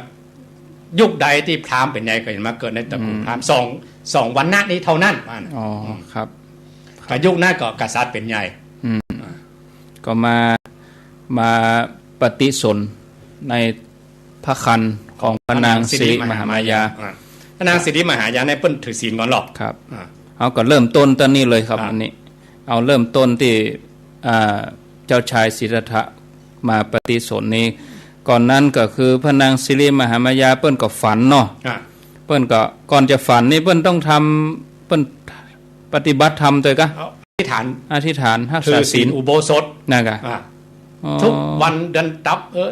เดินเปงออกไปข้ามแฮมไปข้ามนี่นะครับว่าขอถือศีลอุโบสถครับตนบุญตนใดก็ดีเนี่ยมันจะมาเกิดครับอ๋อแล้วก็สิทธัตถะกุมารก็มาในรูปของสันดุสิตเทพบุตรก็แล้วกันเนาะครับเป็นเทพบุตรอยู่เนาะเทพบุตรอยู่มาในรูปของจ้างเข้ากำฝันถือดอกบัวมาครับเสร็จแล้วก็ปรากฏในพระคันอยู่ได้เมินไปถึงเวลาที่ประสูตินะครับลองอาจารย์ลองโดยย่อความสำคัญเวลากี่วันที่เปิ้นทำนายลักษณะมหาบุรุษตั้งชื่อก็อย่างก็เอาตัวนี้มหาบุรุษลักษณะ32ประการครับอนุพยัญชนะ80มงคล108นี้จะมาพร้อมกันหรอจะมี1เดียวเองอ่ะอันอย่างไรครับคือลักษณะของมหาบุรุษเอกของโลกอ่ะครับท่านอัญญาโกณฑญาได้หันถึงเขาบอกว่าได้เป็นพระพุทธเจ้าอย่างเดียวอันนี้ประสูติมาปุ๊บประสูติมาได้กี่วันครับต่อนั่นก่อนว่าไม่ยิงไปอยู่ตระกูลผัวเนี่ยตอนต้องไปอินเดียนี่มี2อย่างเนาะเพิ่นต้องไปเกิดบ้านเกิดเมืองนอนปุ่นเนาะแต่งงานแล้วไปอยู่กับผัวก็มีแต่งงานแล้วผัวมาอยู่ตระกูลตะเก้าก็มีมี2อย่างทรัพย์เฉพาะก็มีนะแต่ลืมไปละครับแต่ว่าพระนางสิริมหามายาก็อยู่ปิกบ้านเกิดของตะเก้าไอ้เมืองหยังครับมงกุริยวงศ์แล้วก็ไปเทวทหะครับระหว่างตังน่ะก็เจ็บต้องระหว่างตังเจ็บต้องก็เฮ้อนางสนมยังตั้งไปต้อมผ้าต้อมอย่างนั้นเนาะครับแต่ว่าถ้า ถ้าอู้ถึงอภินิหารหน่อยนะครับคือเทวดาอินพรหมทั้งหลายมาช่วยกันหมดตอนนั้นมันพระนางก็ถือยืนกิ่งไม้ก็ก้อมลงมาไม้หยังครับไม้อย่างมาหุ้นตอนนั้นอ๋อเจ้าไม้สาระนี่มันใจกันไม้สาระนั้นพุ่นกันตอนนิพพานมึงกันอ๋อตัสรู้นี่ไม่ลังทั้งคู่เนาะไม้สาระเนี่ยเนาะอันเดียวกันไม้สาระอันเดียวกันไม้ลังไม้สาระตอนที่นิพพานกับไม้ลังเนาะแต่ตัสรู้นี่มันได้ไม้โพครับอันนี้เมื่อประสูติมาแล้วเป็นได้เปิ้นถึงย่างพระบาทไปได้7-9อันนี้ครับถ้าอู้ถึงอภินิหารเนี่ยนะครับเปิ้นว่าอย่างนั้นจริงๆจริงก็อย่าเดินได้แต่จริงๆแต่อีกอย่างหนึ่งถ้าครูบาอาจารย์เปิ้นจะแม่ไปแหมหน่อยเอาเป็นธรรมะที่ฐานกับว่าพระองค์จะเผยแพร่ธรรมะของพระองค์ไปได้7ทวีปตอนนั้นเปิ้นห้องว่าทวีปทั้ง7นี่นะครับอ๋อทั่วเลยทั่วโลกไปเลยทั่วโลกทั่วจักรวาลไปเลยที่จริง7ทวีปยังมันน้อยกว่าพระองค์ไปทั่วหมื่นโลกธาตุแสนโลกจักรวาลแค่กฎจักรวาลอันนั้นเป็นจักรวาลครับนักวิทยาศาสตร์สมัยนี้ยังค้นมาถึงเด้อคือว่ามีโลกมนุษย์อย่างเดียวจริงๆมนุษย์ต่างดาวมีทั่วจักรวาลหมดอ่ะพระองค์ไม่ใช่แผ่ไปบดายหรอกแผ่ไปโพดซัดนะครับอันนี้เมื่อประสูติแล้วกับไปบ้านเกิดปุ่นก็ว่าไว้ปิกอ๋อไว้ปิกอยู่ใน5 วันก็ครับเอามาตายจื่อกันแหละจะเอาจื่อหยังจะจื่อหยังครับเชิญพราหมณ์ทั้งหลายหมู่นั้นพราหมณ์มาหนึ่งในนั้นคือท่านพระอัญญาโกณทัญญะครับตอนนั้นหนุ่มอยู่เนาะตอนนุ่มก็มาตายจื่อเสร็จแล้วก็ตายหลายอย่างอยู่ก็คนหมู่นั้นเพิ่นตายกันเพิ่นเป็นกี่ข้อจะเป็นกษัตริย์ก็จะได้บวชก็อย่างเมื่อได้จื่อแล้วอ่ะแล้วก็หมู่นั้นตายเป็น2อย่างถ้าอยู่ทั้งโลกก็ได้เป็นพระเจ้าจักรพรรดิยิ่งใหญ่เลยก็เนี่ยป่อจะสร้างจะเป็นช่างทาสีแล้วก็เนี่ยโอ้เข้าล็อกแล้วป่อจะเอาเป็นแตนเมืองนี่แล้วเพราะเปิ้นเชื่อกันว่าผู้อย่างนั้นก็เป็นอย่างนั้นเปิ้นมาครับเปิ้นก็เปิ้นรอกันมาหลายอย่างแล้วเลยเนาะก็แน่จริงๆอย่างก็อันนี้พราหมณ์หนุ่มอัญญาโกณทัญญะพราหมณ์หนุ่มนั่นก็มาฟันธงเลยเนาะฟันธงว่าบวชแน่อีกบวชแน่แล้วก็อาชิตะดาบทกับพราหมณ์พราหมณ์ที่มาตั้งชื่อเนี่ยอาจารย์ว่าหายมาก่อนไหนที่อาจารย์ของป่อเพิ่นน่ะมาก็มาให้แล้วเอาหัวไปจุพระบาทท่านเนาะอันไหนมาก่อนอาจารย์อันนั้น3 วันก็หา3 วัน5 วัน7 วันเนี่ย3 วันก็ดอกครับมาหันเจ้าชายสิทธัตถะไข้หัวนั่นก็มันจะตายไปก่อนแล้วไข้หัวเพราะว่าตัวเองได้ฮู้ว่าเนี่ยจะได้เป็นพระพุทธเจ้าก่อนเปิ้นนี่ก็ให้ว่าบ่ปตันนะตัวเก่าเท่าแล้วและเหตุใดว่าย่ำไปอยู่จันพรมรอฟังมาได้ก็เหตุใดถึงให้บ่ได้ฟังพอเปิ้นทำอารูปฌานได้ถึงนานมากๆเลยจนไปคล้องของใจมันพี่คืนมาได้เขาตายปุ๊บก็ไปเป็นอรูปพรหมเลยครับอันนี้เมื่อประสูติได้7 วันก็แม่พระนางสิริมหามายาสวรรคตครับสิ้นพระชนไปในนี้ก็พระเจ้าสุโธทนะก็เอาพระนางประชาบดีมาเป็นแม่เลี้ยงมาเลี้ยงมาดูแลใจใส่ดูแลสิทธัตถกุมารที่ทำให้พระเจ้าสุโธทนะได้ง่ายคือได้ไหวลูกหันปฏิหาร3 เตื้อเนาะไหว3 เตื้อ3 เตื้อครั้งที่1ตอนเกิดนะตอนเตียนครูของเพิ่นน่ะดาบทเนี่ยเอาหัวไปจุเลยนะเปิ้นนับถืออาจารย์เนี่ยเพราะอาจารย์ว่าไหวลูกตัวก็ไหวเลยครับยกย่องอันที่2ก็คือเงาแหลกนาขวัญใต้ต้นว่าจะลดนางคันแหลกนาขวัญบ้านเฮาก็มีประเพณีของเจ้าฟ้ามหากษัตริย์ต้องเป็นขวัญใจของต้องเป็นอย่างว่าเปิ้นว่าเป็นขวัญเข้าเพื่อขวัญเข้าเนาะครับแหลกนาเนี่ยก็ใกล้ฤดูทำนาจะเข้าสู่ฤดูทำนาแล้วในวันพืชมงคลเนี่ยตระกูลของพระพุทธองค์เนี่ยธนะโดยหลังนี่ก็หมายความว่าตระกูลของที่เป็นทำเกษตรพืชพันธุ์ธัญญาหารเนี่ยเนาะลุ่มแม่น้ำคงคาครับอันนี้เจ้าชายสิทธัตถะนี่เปิ้นลบไปนั่งสมาธิใต้ต้นว่าครับแล้วก็แดดนี่ก็ส่องไปกับตามปกติก็เงาก็ต้องไหลไปตัวเนาะแต่เงาไม่ว่านี่ บะไหลไปตัวปกห่มอยู่หั่นป่อก็คือพระเจ้าโสธรณะกับไปเสาะตัวหาลูกแหละไปหันข้อใส่เนาะไวตอนนั้นอันนี้เขาก็ตัดตอนมาเนาะอันนี้คือตอนที่3ตอนปรินิพพานครับอันนี้คือตอนประสูติช่วงประสูตินี่ไปแจ้ปรินิพพานตอนที่พระองค์แสดงพระเวสสันดรน่ะครับตอนที่ฝน5 แก้วลงมาครับตอนประสูตินี่เพื่อก็ใจระยะเวลาหลายวางปีต่อปีนั้นเพื่อก็เจริญเติบโตมีครูเรื่อยๆครูวิศวามิตรครับมาสอนมาบอกแล้วก็มีอุปสรรคปัญหาอย่างต่างๆโอ้นักก็ถ้าญาติโยมใครรายละเอียดก็พอหนังพุทธเจ้าศาสดาเอกโลกแต่หนังที่เพิ่นอย่างแม่ไปแบบหนังนะเพิ่นก็เคลือบเห็นน้อยมีอรรถรสเห็นน้อยแต่ครูของเจ้าชายสิทธัตถะนี่มีอาจารย์ที่ถ้าภาษาบ้านเราโปรเชชชั่นอลนะคือจันยอดละจันยอด18ด็อกเตอร์ว่านะคัดเอามาเลย18ด็อกเตอร์18ศาสตราจารย์เอามาสอนเพิ่นเลยจบ18ศาสตร์ทีนี้ตอนตัดสินใจที่จะบวชเนี่ยตอนนั้นเจริญวัยมาถึงอายุ16 17แล้วเนาะก็พระเจ้าสุโธทนะเพิ่นก็กลัวแหละ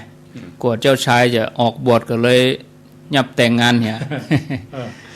เอาพระนางพิมพาหรือว่ายะโสธราเนี่ย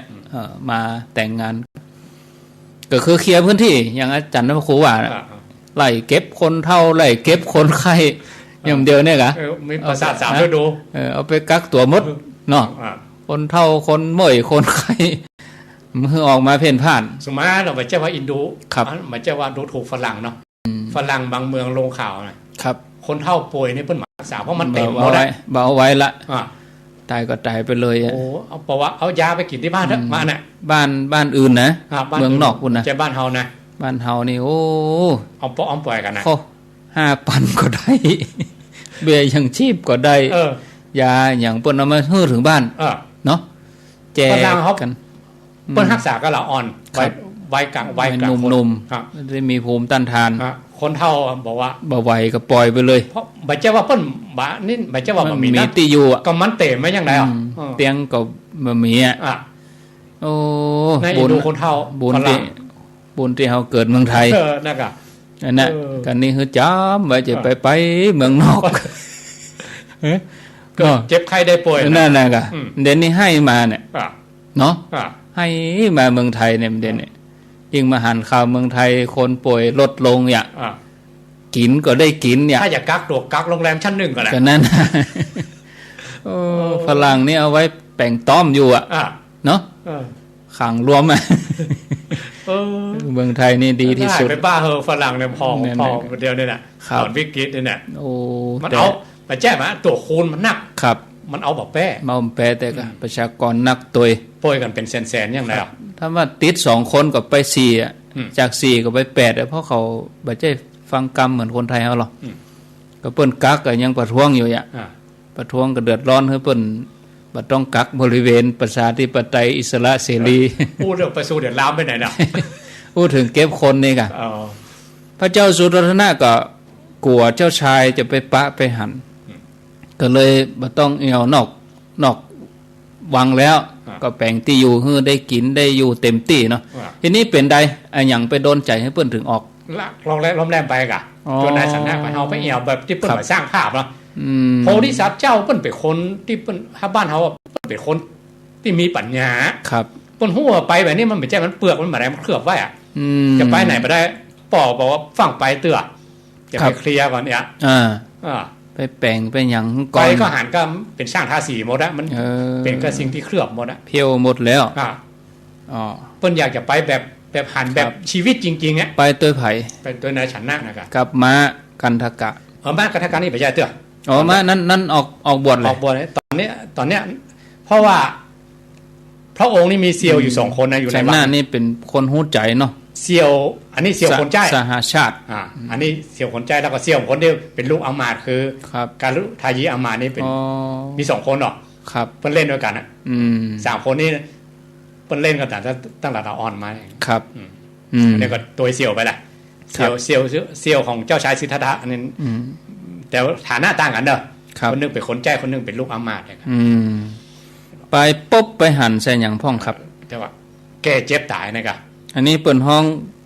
งหยัง เทวทูต เทวทูต เทวทูตมาแสดงให้ อันนี้เทวทูต4เทวทูต5นี่คนละอันกะ อันเดียวกันนะ อันเดียวกันเนี่ยอ๋อ แก่เจ็บตายนักบวชนักเกิดนี่มาเป็นเพศอะเกิดมาเป็น มาตอนหันลาหุนเพ ลาหุนเพศ อ๋อก็ว่าอันใดก็ได้ อันนั้น จะว่าเทวทูต4ก็ได้ เทวทูต4นะถ้าเทวทูต5ก็เพิ่มที่ เพิ่มเกิดนะ ลาหุนเกิดแท้ อ๋อครับทีนี้เมื่อไปหันเทวทูตแล้วก็เปิ้นก็สลดใจ ตอบเพิ่นก็ถามนายฉันนะแหละ อันนี้หยัง นี่หยังเนี่ย คนเฒ่าเนาะเฮาอย่าเฒ่าว่ะ แก่กันเนาะ ครับ แล้วเขาจะเท่าก็นายฉันนะประกอบตอบไปตามความจริงกัน ก็ เนาะ เฒ่าหน้าไก่ เท่านะก็เขายังมาหาคนเท่าปอกเก็บหมดว่านะมันไม่ได้หาร ไปหาคนเจ็บแถมเอ้ยเนาะคนนี่หยังกันน่ะมันห้องนี่หยังน่ะไอ้เนาะคนเมื่อยคนเจ็บไข้กันนี่วูบเลยเนาะหันเลยอันนี้ปิกมาเมื่อปิกมาในวังพระองค์เสด็จออกไปแล้วปิกมาในวังก็เป็นกำกึดแล้วกำนั่นเป็นกำกึดก็จะไปลาเนาะไปหาหันลาหุนกะวันที่ลาหุนเกิดนะครับ ครับ ลาหุลังชาตังลาหุ อยู่ ลัง บ่ได้แล้ว อยู่เกิดแล้วพันธะเกิดแล้วนะครับกำเนี่ยนี่คือของตัวนี้คือจิตเดิมเพิ่นถ้าจะไปเนาะแต่ถ้าคนเดียวยินดีน่ะลูกหลานเกิดโอ้ม่วนเอาไปอุลตราซาวหันเนาะเอามาดีอกดีใจเนาะภาษาบนบอยลูกเต็มบ้านหลานเต็มเมืองเนี่ย ม่วนนะคนลูกหลานจะมาเกิดที่ม่วนหรอม่วนโอ้คนเฒ่าจึ้นนะแต่มหาสัจเจ้าเพิ่นไม่ใช่อ่ะเพิ่นหาได้สลดโอ้มันได้แล้วเข้าไปอย่างรุนแรงเลยอ่ะเอาแล้วอยู่บ่ได้แล้วไปก็พระองค์ก็ออกคืนนั้นเลยออกดึกๆเลยอันนี้แหละไปกับม้านี่แหละเนาะไปกับม้าไปอันนี้ไป3ชีวิตเนาะมีเจ้าชายสิทธัตถะมากันทกะแล้วก็นายชนะถ้าโอนถึงเทพทั้งหลายก็ถ้าจตุโลกบาลทั้ง4มากำตีนมาเลยอ่ะก็นั่นบางตำราเพิ่นก็ว่าไปอย่างบวยนะไปอย่างบวยเนี่ยที่เพิ่นเขียนภาพติดเป็นภาพจิตรกรรมเนาะแต่หมู่วิหารเป็นอย่างเหาะไปเลยนะเหาะไปเลยต้องมีถ้าจตุโลกบาลทั้ง4กำตีนมาด้วยแม่นถ้าคนไหนก็มีเทวดากำตีนมาศาลาบัดเติงเฮียนบ่จบเพิ่นว่าศาลาเขาบัดเติงแต่เฮียนมาบัดคือพรหมเจ้าจตุโลกบาลทั้ง4แล้วทีนี้ก็ไปถึงฝั่งแม่น้ำอโนมาครับอันนั้นพระองค์ก็ตัดสินใจที่จะตัดเกศาแล้วก็มอบเครื่องทรงกษัตริย์เนาะเอาฮื้อนายชนะเพราะว่าฮื้อเธอเอาปิกไปตัวม้าเนาะแล้วนายชนะว่าได้ครับตอนนั้นนายชนะก็ปิกไปกันปิกไปม้าก็ตายเลยนะอกแตกตายมันน่ะบ่กองรับสายตาไปม้าก็ตายเลยสหชาติตายก่อนเปิ้นตายม้านี่นะม้าตายก่อนเปิ้นแล้วนายชนะก็ปิกอายุ29ปีครับม้าตัวเนี้ยนายชนะก็ปิกไปในวังเจ้าพระเจ้าสุโธทนะถามก็ถามนะก็ลูกไม่ไหนฮะไปบวชแล้วนางสิริมหามายาได้ยินอย่างนั้นครับก็คราวนี้ทรงสายสืบไปละครับว่าถ้าเจ้าชายสิทธัตถะทำอย่างใดเปิ้ลจะประพฤติอยู่ในวังอยู่อย่างนั้นครับอดเขาอดหน้าก็อดเขาอดหน้าตัวอย่างนั้นทำปฏิบัติตามปฏิบัติตามแล้วก็พ่อของพระนางยโสธราหรือพระนางพิมพานี่เพิ่งก็โคดเจ้าชายสิทธัตถะเหมือนกันนะสุปาพุทธะโคดเหมือนกันนะโคดนะกะยุคนั้นถือว่าถ้าคนไหนน่ะเป็นลูกชายเป็นไม้ถ้าลูกชายละลูกสาวตัวเก่าเนี่ยถ้าเป็นลูกเจ้าลูกนายตัวลูกกษัตริย์เกียรติเลยเกียรติแล้วก็ซ้ำเป็นป่อของเทวทัตแห่งกรรมเนาะสุปาพุทธะกับถ้าในหนังมาใจเนอะแต่ถ้าในพุทธประวัตินี่ใจเทวทัตกับเทวทัตนี่เป็นอ้ายของพระนางพิมพาแล้วก็เป็นลูกของพระเจ้าสุปาพุทธานี่ทีนี้เมื่อพระองค์บวชแล้วครับบวชแล้วได้บำเพ็ญบำนาญเปิ้นไปห้ามไปเฮียนกับไผอุทกาตาบทกับอาราละบทอันนี้มาเห็นเรื่องฌาน7ฌาน8เนี่ยได้ตัดนี้ได้ฌานกับมากรุงราชคฤห์เพนะ2อาจารย์นี่อยู่กรุงราชคฤห์เพไกลเหมือนกันไกลก็ครับไป6-700 กิโลว่าก็ตั้งแต่กรุงกบิลพันธ์เมืองเนปาลบ่โดมา จังเมืองเนปาลก็มาผ่านมา ครับ มากุสินาราเนาะ ใช่ครับ มาวังไวสาลีมาเมืองปัตตนะแล้วก็มาถึง ครับ ราชคฤห์เส้นทางเส้นเนี้ย โอ้บัดใจของไก่ อืม ไก่นักแก เพราะว่าสองอาจารย์นี่ดังมากๆเลยครับ ครับ มีชื่อเสียงเนาะ ชื่อเสียงว่าสามารถจะสอนได้ถึงฌาน8ได้อะ ครับ พระองค์ก็ไป ไป เสร็จแล้วได้เฮียนก็ครับ ได้เฮียนตัว ได้เฮียน อืม จนอาจารย์มดไส้มดคนหมดว่านะ โอ้หมดแล้ว อ่า มียังสอนแล้ว อ่า แล้วก็พระองค์ก็บ่แล้ว ม ใจ อบคือจะมอบเป็นเจ้าสำนักเลยนะครับ มอบตำแหน่งให้แตน ว่า อ่า เพราะในโลกนี้ถ้าบ่มีพระพุทธเจ้ามาเกิดขึ้นนะคนจะสอนได้สูงสุดถึงฌาน ครับ 8เนี่ย อืม มีอย่าง ตึกต่ออันนั้น มันมีอย่างเกินกว่านั้นละ อ๋อพระองค์ก็ย่ำใจเตื้อ ผมว่ามันยังหมายใจของต่างยังมันยังมีอยู่อีกอันนี้มันยังมีอายุไข ครับ นะเปิ้นโห่นะ แล้วก็ มันยังจะเสี่ยงอำนาจฌานมันยังหมด จะมีเสื่อมอยู่ มีเสื่อมอยู่ยังมี ครับ อายุไขอยู่อ่ะ อืม ยังหมายใจเตื้อ ครับ มันต้องมีอีกเส้นทางหนึ่ง อืมแล้วไปหาไผ่แถมจ อั บ นนี้ จากหันแล้ว ไปคิดค้นโดยตัวเก่าแหละ อ๋อ มาตีถ้ำดง ครั พ บ ระศิริ อืม อืม อันนี้จะได้ปัจจตังกับเนี่ย อ่า เนาะ เนี่ยคันเนี้ย อืม อันเนี้ยเพิ่นว่าเวลามารมันโดน ครับ ใจนะ อืม เอกลาภเนี่ยก็บ่มีสักอย่างนะครับ โอ้ จะกินข้าวกินน้ำอดๆอยากๆนะ นั่นน่ะ อ่า น่ะตุกยากอยู่แบบตุกแบบยาก บางวันนี่เป็นลมเลยว่านะ เพิ่นทดสอบเนาะ อ่า เพิ่นทดสอบ อ่อนเลี้ยงควายเนี่ย อืม เอาหน้ามาหยอดใส่ปากก่อนนะครับ ถึงฟื้นขึ้นมาว่าแล้ว เนาะสลบไปเลย สลบไปเลยอะ อืมครับถึ บางวันเนี่ยบางวันเอามือลูบ อืม ลูบแขนตัวเก่าไว้นะ น่ะ โคนโลนลงมาเลยว่านะ ไม่ได้กินยังหรอก ไม่ได้กินเนี่ย ครับ อันนี้ก็ปั๊มเป็ง หนังต้องนี่ อืม จะติดอัดกระดูกสันหลังหมดน่ะ ปั๊มเป็งขนาด ปรับ นี้ เป็นขนาดนั้น ครับ เอาตายเขาแหลกสลบแล้วสลบเราอะนะ อ๋ออ ม อันนี้ที่ว่าบำเพ็ญทุกขกิริยา อัน นะ เนี้ ค ย รับ ปัจจวัคคีย์เนี่ยมาเฝ้าอยู่เนี่ย อุปถากอยู่เนี่ย โอ้อันนี้อย่าเอาแต่รู้นี่ เอา เนาะ แต่ก็ โอ้ นับ เกิด ถือ ศรัท กัน ธาแล้วนี่ บะมีให้อยากเข่งขนาดเนี่ย ก็ ในตำราเพราะว่ามันคือมีพยานอย่างไรว่า ครับ พระองค์ทำมาทุกอย่างแล้วหมดละ ทำเต็มที่ อัฏฐนิรมาฐานุโยกที่ว่าคนยุคนั้นที่เขายอมรับกันว่ายังได้เข่งอยู่นะครับ ไปจัดการหมด ถ้าเขา ทำหมด เข่งสักสิบไปหน่อยพระองค์นี่ร้อยบนอ่ะ คูณขึ้นไป คูณขึ้นไปอ่ะ อันนี้ก็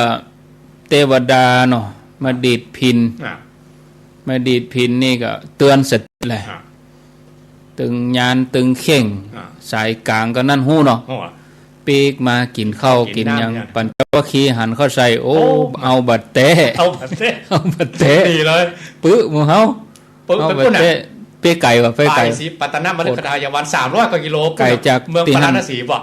ไก่เตะไก่ว่า อ่ะ โอ้บัดได้ปะแหมแล้วเอาแล้วไอ้หนอ อันนี้อยู่เพศหรอกเมืองขยาไปหรอก ครับ โอ้เห็นนี้พระองค์ก็ มาตรัสรู้ตอนนี้ก็ครับ อ่ะพอเนี่ย อืม ถึงวัน8 เพ็งเนี่ย ครับวันวิสาขะ เนี่ยวันเนี้ย ครับวันเพ็ญเดือน6เดือน8เป็นวิสาขานี้ตรัสรู้อย่างครับ อ่ะ พระองค์ พ หู้ ระอ อย่าง ค์ก็อันบัตตสรุปเนี่ยพระองค์ ครับ ไปนางเนี่ยนาง สุชาดา เนี่ย ครับ ที่บ้านเขาว่ากดเขาติ๊บเนี่ยครับ ครับ พระองค์ก็ไปนั่งปฏิบัติปั๊มเปง อืม ปั๊มเปงไปหน่อย พอได้ห้าบเข้าแล้วก็ ครับ มาลอยถาด อ๋อ ถาดเป็นถาดทองคำเลยนะ ถาดไปลอย ตีแม่น้ำในรัญชลา เอาลอยแล้วอธิษฐานด้วยกันครับ อธิษฐานว่า อืม ถ้าพระองค์จะตรัสรู้เนี่ยโดยอำนาจบรรดามี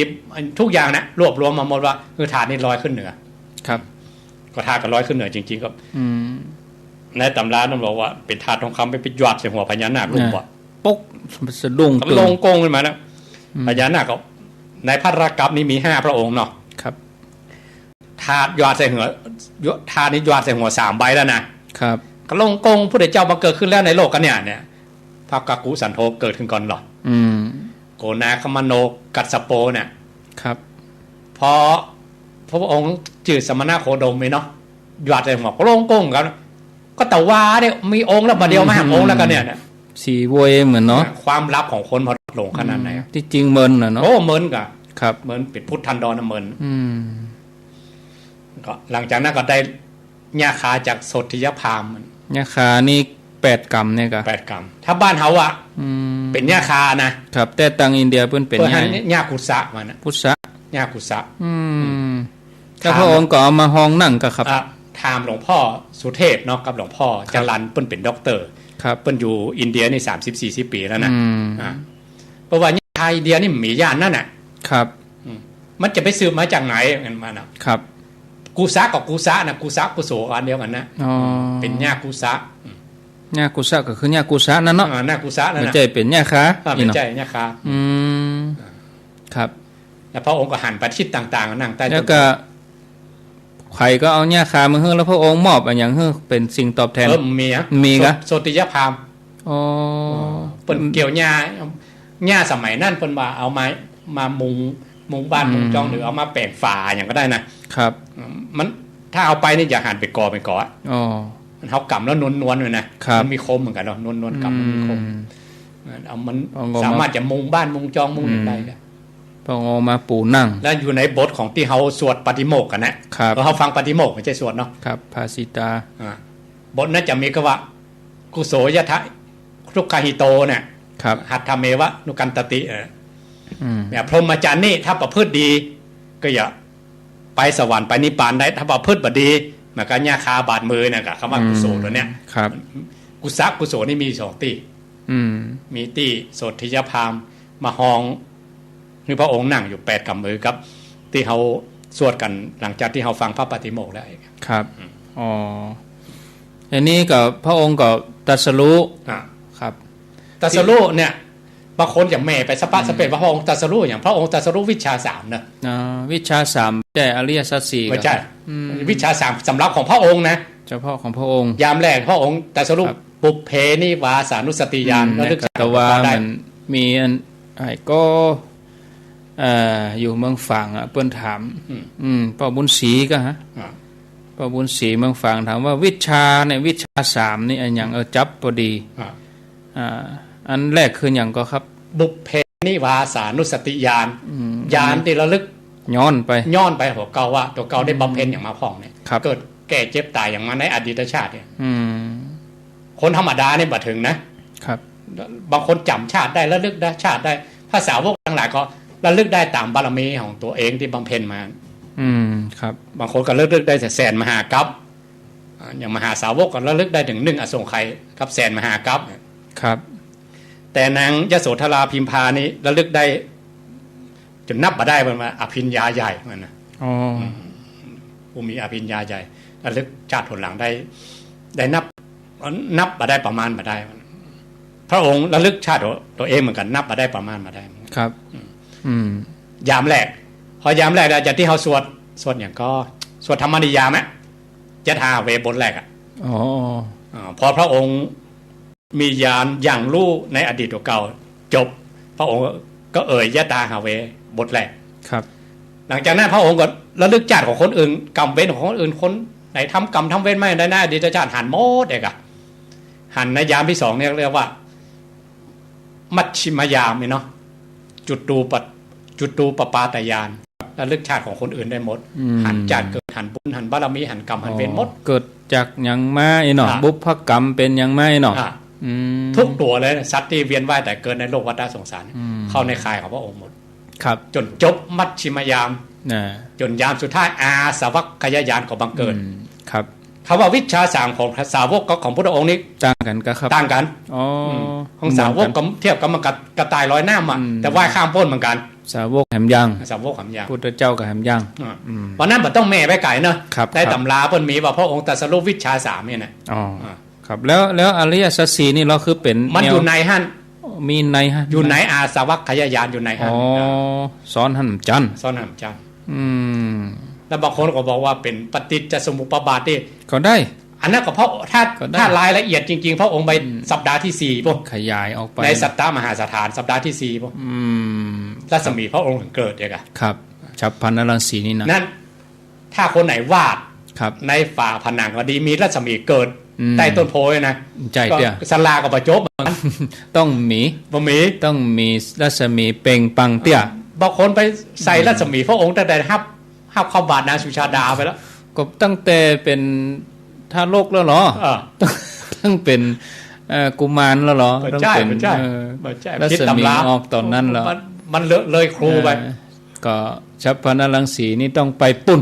สัปดาห์ที่4ปุ่นก่อนถึงจะเกิดอีกหน่อยเมื่อตรัสรู้เสร็จแล้วพระองค์ก็ไผจะฮู้เหมือนเฮาหาเป็นกำกึดให้บ่นี่ แต่สรุปอันเนี้ยสองอย่างแล้วเนาะวิสาขาเนาะ ครับ วันประสูติก็ ครับ นะเดี๋ยว8 เป็นไงนะ ได้ตรัสรู้ละ แต่สรุปกับวันเนี้ย ครับ อ่า แล้วก็เล็งพอธรรมะของเฮานี่เผยจะฮู้มันเฮาก็มุ่งไปแหละ มุ่งไปคนที่เคยดูแลเก่าก่อน และอธิษฐานมาอัน ครับ ข้าอู้ถึงอีกแนว พร้อม หนึ่ง กันตัว ร่วมกันมา อย่างอัญญาโกฏัญญาก็บุญเก่าบุญมีเลยเนาะ เป็นอธิษฐานมาแล้วหรอ อธิษฐานมา ก็เลยไปหาแหละ อ่ะ ไปหาปุ๊บอันนี้สมณะโคดมมาเต็มแล้ว เอาบัตรแต้ ตกลงกันแล้วว่าเขาจะบ่ต้องพอต้องไว้ไผบ่ท่าไปปูผ้าปูหยังเพื่อหันพระเจ้าลืมหมดเนาะ ลืมหมด ลืมหมดกังตังกุลีกุจอ ไปกดไปเพี้ยวไปต้อนรับล้างเท้า ลืมไปหมด ลืมไปหมด หนังก็งอกแกงแงกแหละปากกว่าพระองค์จะว่าได้เนาะทีนี้พระองค์ก็ตรัสเทศที่อาจารย์นำครูว่าตะกี้เขาก็ต่อตะกี้เลยเนาะ ต่อเลย ธรรมจักรก็รวดไปเลย เอามาถึงช่วงดับขันธ์ปริ อัน นิ นี้ พ คู พา ณ น ไป45 ปีเนี่ย ครับ บวกไปสิมันจะคูณเนาะ พระองค์ใจเวลาเผยแผ่นี่กี่ปี 45 ภาษา พระองค์ตรัสรู้อายุเท่าใดครับ อายุ35 บวชอายุ บวชอายุ29กัน บวชอายุ29เนาะ อ่ะ แล้วก็ บำเพ็ญ6 ปี บำเพ็ญ6 ปี แล้วก็ใจเวลาเผยแผ่ไปเต็ดไปสอนจรัฐะพิกเวจาริกไปหมู่นี่เนาะ 45 ภาษา โอ้จนฮอดอายุเปิ้น 80 80นี่พระองค์ไปปรินิพพานที่ไหนครับเมือง ที่เมืองกุสินารา อ๋อเหตุใดถึงต้องไปที่กุสินารา มันเป็นเมืองน้อย อ๋อ แล้วพระองค์ก็บอกว่าในอดีตชาติ เมืองนี้เป็นเมืองของพระเจ้าสุทัศนมหาจักรพรรดิเมืองที่ใหญ่ที่สุดเลย อ๋อ เป็น ครับ จากเกิดของพระองค์เองนั่นนะ อืม เสียงซิปอย่างเสียงป้อก้าเสียงแม่ก้าเสียงดุริยะดนตรีซิปอย่างนี้บักเคยขาดตั้งเมื่อวันเมื่อคืนนะครับ อืมอันนี้ตัวก่อนที่พระองค์จะปรินิพพานนี่คือมารกะมารไปนิมนต์เนาะ ตีนี่ตีอันก็ มารนิมนต์ เมืองไผ่สาลีอะ ครับ นิมนต์ว่านิพพานเหตุเตอร์อย่า อ่ะ แล้วก็ก่อนที่พระองค์จะปรินิพพานนี่ก็มีนิมิตหมายบางอย่างก็ครับที่พระทั้งหลายไปตำหนิพระอานนท์นี่ลองอาจารย์น้ำครูเล่าตอนนี้พอครับ เหมือนละฮัตก็ได้ พระ เป็น องค์บำเพ็ญบารมีมา นั่นน่ะ มาเสียส่งไข่แสนมหากับแบบ ถ้ารวมตึงกึดในใจนะเศร้าส่งไข่ถ้าบำเพ็ญบารมีแบบปัญญาที่กะเนี่ย พระองค์จะโพดสัตว์ได้ขนาดเนี้ยอันนั้นมันจะเกินกำลังของพระองค์ไป ครับ เกินกำลังของบารมีโพธิสัตว์เจ้าอ่ะ ครับ เพราะนั้นพระองค์จะโพดได้แค่เนี้ยเมื่อมีรหัสอย่างเงี้ยพระองค์จะต่ออายุตัวเก่าขึ้นไปเองเนาะก็มารก็มาราธนาแล้วเหมือนกับมีรหัสอ่ะพอบอกพระอานนท์ปุ๊บมันก็มาเลยอ่ะ อ๋อหูเลยเนาะ หูเลยอ่ะ ครับ หูเลยบอก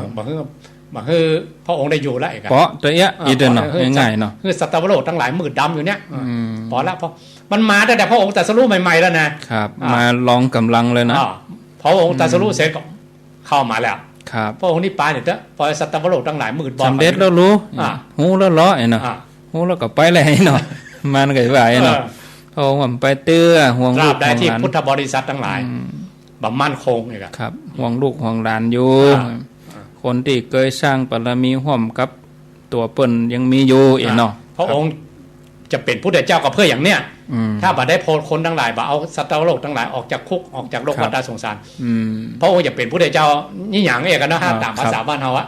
พระองค์ก็ไปด้วยเรานะที่มาเป็นพุทธเจ้าก็เพราะอย่างเนี้ยเพราะอยากเอาสัตว์โลกทั้งหลายไปโดยพระองค์เองแล้วก็พระนนท์ก็เลยบัทูลขอ16 ครั้งมานะ บอกขนาดนี้นะเป็นนัยยะเนาะว่าจะปณิพพานแล้วนะเป็นนัยยะไว้พระนนท์ก็บอกใจช่างเนาะจนครั้งสุดท้ายที่ครับที่อันภายสาลีนะครับตอนนี้อันอย่างคนนั้นนี้บางท่านก็ว่าเป็นเพราะว่ามีคนเอาอันจิ้นไปให้พระองค์ฉัน อันนี้อาจารย์ลองเล่าตอนนี้เนาะ พระองค์เป็นโรคพระองค์บอกตั้งแต่พระองค์อยู่เพ่แล้วอยู่เมืองสาลีไปแล้วนะครับเพิ่นเลยบ่กิน มันคนมันเชื่อมได้อะมันจะแต่จะจริงจะนิพพานเลยอ๋อเพิ่นบอกมาแล้ว ตอนนั้นมีผังมีอย่างเรียบร้อยเลยตอนนั้นเพิ่นก็เริ่มโอ้ง่ายคือเริ่มอาพาธเนาะก็อยากกินน้ำเนี่ย อยากกินน้ำก็จะไปตักน้ำกับน้ำขุ่นไปอย่างเงี้ยตั้งท่านมาแล้วเอามาถึงตอนจีนเนี่ยนี่ อาจารย์ลองเล่าอ่ะตอนจีนเนี่ยเทวดาอินพรหมทั้งหลายของพระองค์ครับว่ามือนี่เป็นมือสุดท้ายของพระองค์เอาอาหารติ๊บอย่างมาใส่หมดอ่ะก็บะชันพระองค์ก็ฉันด้วยตนนี้แล้วพระองค์บอกเอาขึ้นไปฝังเนี่ยครับตนอื่นฉันแล้วก็จะเป็นปีดเองอะเพราะเป็นอาหารครับอาหารที่มันเทวดาอินพรหมทั้งหลายเอาของติ๊บมาใส่ชื่อไผ่นายอย่างก็ที่เอานายจุนทะนายจุนทะเนี่ยไม่ใช่พระองค์กลัวนะพระองค์ก็ว่าเหมือนกับคนทั้งหลายจะมาตำหนินายจุนทะว่าเกิ้งไว้ก่อนกันไว้เดี๋ยวเขาจะว่าพระองค์บอกว่าในบรรดาอาหารบิณฑบาตเนี่ยยอดนั่นนี่ยอดอาหารบิณฑบาตคือก่อนที่พระองค์จะตรัสรู้มือสุดท้ายของนางสุชาดากับที่ก่อนที่พระองค์จะปรินิพพานคือของนายจุนทะนี่ครับมีอานิสงส์เสมอกันอันนี้กับปนโตดไปเนาะแล้วมีให้เอาผ้ามาถวายนะผ้าสิงขวัญนี่นะพอโฮมรัศมีพระองค์เกิดอ่ะพระนนท์สงสัยนะครับตอนนั้นก็พระองค์ก็ประทับนอนละเนาะนอนเสร็จแล้วก็พระสงฆ์ก็นั่งแวดตอนนั้นพระองค์ก็ยังเทศสอนอยู่นะกรรมเทศสอนสุดท้ายคือประโยคอันใดครับอัปปมาเทนะสัมปาเทธานอันนี้คือจะไปมัวเมาประมาททั้งหลายอย่าไปประมาทในสังขารมันมีความเสื่อมเป็นธรรมดาอันนี้คือบทสุดท้ายเลยยังความไม่ประมาทให้ถึงพร้อมอันพึงประโยชน์ตนประโยชน์ท่านให้ถึงพร้อมเลยครับด้วยความไม่ประมาทเถิดมาลงตัดนี่ถ้าองค์ก็ฮุบพระอบแก้วอย่างว่าเนาะในตำราถ้าเพื่อนจะเทศว่าไข่หรอไข่เขาหุบแก้วหรอแต่ถ้าว่าจะนิพพานหุบพระอบแก้วอันนี้ก็เพิ่งก็เข้าฌานปฏิบัติของเปิ้นก้าครับทวนญาณเนาะพระอนุรุทธะก็มีตาที่เปิ้นหันเนาะว่าพระองค์ได้เข้าฌานอย่างพ่อเข้าฌานเป็นลำดับไปจริงๆเรื่องจะคัดเกามันหมีแล้วลูกเปิ้นเป็นตุลหันตาได้อย่างไรนิพพานอย่างไรก็ได้หมดเองครับแต่เปิ้นทำแบบไว้ทำแบบไว้มันต้องอย่างนี้ต้องอย่างนี้สาวกตั้งหลายอีกนะอันนี้ก็นิพพานไปสงบในวันนี้เหมือนกันครับวันวิสาขะเทศใดจึงต้องตรงกันนะอาจารย์ประสูติตรัสรู้ปรินิพพานเป็นยังได้จังหวะครับเป็นยังได้ครับอย่าประมาณพุทธานุภาพก็นั่นน่ะถ้าพูดถึงอย่างหนึ่งว่าพระองค์วางผังไว้เรียบร้อยแล้ว100,000 มหากัปมันจะ100,000 ปีที่บนสวรรค์ไปแล้วตอนวันมหาวิโลกนานะผังมันก็มีผังไว้เรียบร้อยนะมีแปลนไว้แล้วแปลนไว้หมดหมดแล้วอย่าคนอย่างแปลงบ้านเนี่ยเขาบ้านเป็นบ้านแต่สลามันมีแปลนหมดแล้วคำนวณออกมาหมดแล้วใจปูนตะใดใจเหล็กตะใดเป็นบ้านในใจของช่างไปแล้วครับอันนี้เหมือนกันแปลนของพระองค์เปิ้นวางแปลนมาหมดแล้วมาหลายจัดตัวเนาะครับเมื่อปรินิพพานไปแล้วเสร็จสัดการถวายพระเพลิงนี่แหละครับมีจัดการกันอย่างไรครับนี่เลยวิสาขะไปแล้วเลยไปติดมีการจัดการอย่างไรว่าเอาส่วนสำคัญที่เอาพุทธสรีระไปวางแล้วก็จุดไฟอย่างใดก็ไม่เนี่ยเอาตอนนี้ครับผมไปฟังเทปเก่าๆนะครับตอนนั้นละเอียดดีเหมือนกันนะที่มีคนถามเรื่องวันอัฐมีนะครับเนี่ยอัฐมีนี่เอาไว้ปุ้นแน่เอาไว้วันแต่ปุ่นวันแต่ครับผมอันนี้เอา3อย่างนี้ก่อนครับอันนี้มันก็เอามาเล่าพุทธประวัติโดยย่อๆเนาะญาติโยมฟังย่อๆเนี่ยเป็นชั่วโมงเหมือนกันนะชั่วโมงเกิงค่ะ4 โมงเกิงละ4 โมงเกิงละ4 โมงเกิงละเดือนเนี่ยลองฟังญาติโยมเนาะหลายท่านก็โทรเข้ามาอาตมาก็ปิดโทรศัพท์หลายท่านก็ไลน์มาบอกว่า96ดับก็ญาติโยมก็ไหลไป104เนาะถ้าดับบางทีก็หลายสาเหตุอย่างเหมือนคราวที่แล้วเนี่ยไฟฟ้าก็อย่างก็หลายอย่างกระแสไฟพ่องอินเทอร์เน็ตพ่องเขาก็ไหลเสาะหาเอาเมืองฝั่งก็ยังเก่าตะกี้อินเทอร์เน็ตตมาก็ยังดับไปกำเดี๋ยวนี้ก็ดีละเนาะเอาญาติโยมจะจ่าโทรเข้ามาก็ขอเจริญพรที่เบอร์0998366322ตั้ง Facebook นี่ก็ยังเข้ามานักอยู่บัดับครับเมื่อครั้งที่แล้วนี่คนเข้ามานักสูงสุดวันนี้ก็เข้ามานัก130 คนตะกี้ขึ้น130แล้วเดี๋ยวนี้ตอนเปิดสายก็ลดลงเพราะเปิ้นชอบธรรมะเหมือนกันเนาะ ตอนที่เขาวางเปิดสายในคนก็จะลดลงลดลงอ้าวเจริญพร0998366322เราไม่สาเจ้า อ้าวจากดังใดมาคุยสุพรรณนะเจ้าโอ้แม่ก้อยเจ้าฟังเด้อเนี่ยดูวันที่พุทธะอันนี้ที่คันว่าพัดพุทธโคโดมนี่นะที่เวิร์กเขาไอ้โอ้เดี๋ยวนี้เปิ้นเล่นเห็นหรอเดี๋ยวนี้เล่นเห็นหรอจำดูจุอันน่ะเจ้าย่านนี้ดูเปิ้นเล่นเหมือนหรออ๋อเปิ้นเอามาทวนน่ะหนังก็แม่พอหนังก็หนังนะน่ะกะเวลาใดแม่พอเวลาใด7 โมงเกินนะเจ้า7 โมงแม่แรงเนาะตั้งแต่ทุ่มเกิงเนาะโอ้รู้ต่างกากินข้าวแรงแล้วก็พอกะช่องหยังช่องหยังช่องว่าพอเจ้าอันรู้อันนี้แสดงว่าพอแต่ช่องเวิร์กค่อยอีกลองพอเนิ่มเดี๋ยวนี้ถึงตอนไหนแล้วแม่แล้วเดี๋ยวนี้แดงเห็นป่ะใจแม่พอถึงตอนไหนล่ะพระพุทธเจ้าเปิ่นไปถึงไหนล่ะที่แม่พอโอ้ประเดี๋ยวนี้กำลังแต่งงานประเดี๋ยวใหม่ละเข้าท่าดิเด้จับจังหวะเนาะก็เรียกนี่ก็เอาจุดเดียวนะกำลังอภิเษกสมรสโอ้เปิ่นเอามาฉายจับวิสาขาเนี่ยโอ้แต่จวนพอกันเนาะพอข่าวก็เขียนมาพอหนังพระพุทธเจ้าดีกว่าเนาะหม่อนดิมันโควิดตลอดน่ะค่ะโควิดตลอดเลยเปิ้นเอามาฉายเมินก่อนแม่ไปถึงกี่โมงเปิ้นจบถึงกี่โมง8 โมงอ๋อเล่นบ่เมินประเดี๋ยวนี้เล่นบ่เมินมันเล่นแค่กึ่งก็ดีแล้วเนาะหมอกคือเฮาชวนติดตามยินดีเนอะสาธุแม่ก้อยสุพรรณปากก้อยอ้าว0998366322เอามีเข้ามาอาจจะก็ขอเจริญปอนแสดงว่า96นี่ดับไปนะถ้า96บ่รับนี่บ่โทรมาสุดร้านข้าวผัดปิดก็เป็นร้านก๋วยเตี๋ยวเอกะในหนังนี่เป็นลูกพี่ลูกน้องกันเป็นเองว่าเป็นเทวดานึกว่าพระพุทธเจ้าเป็นเทวดาก็ตัวเขาได้ลูกก็สมปรารถนาเป็นลูกเศรษฐีเนาะอย่าไปแก้บนเห็นไหมแก้บนยกถึงธาตุเป็นธาตุทองคำเลยครับโอ้ยกถวายเลย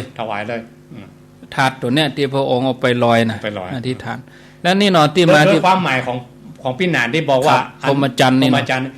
บ้านเฮาเปิ้นนับถือเองอะครับนับถือว่าขอเอาสิ่งที่สูงสุดบริสุทธิ์บริสุทธิ์พุทธพองโดย2ความหมายโดย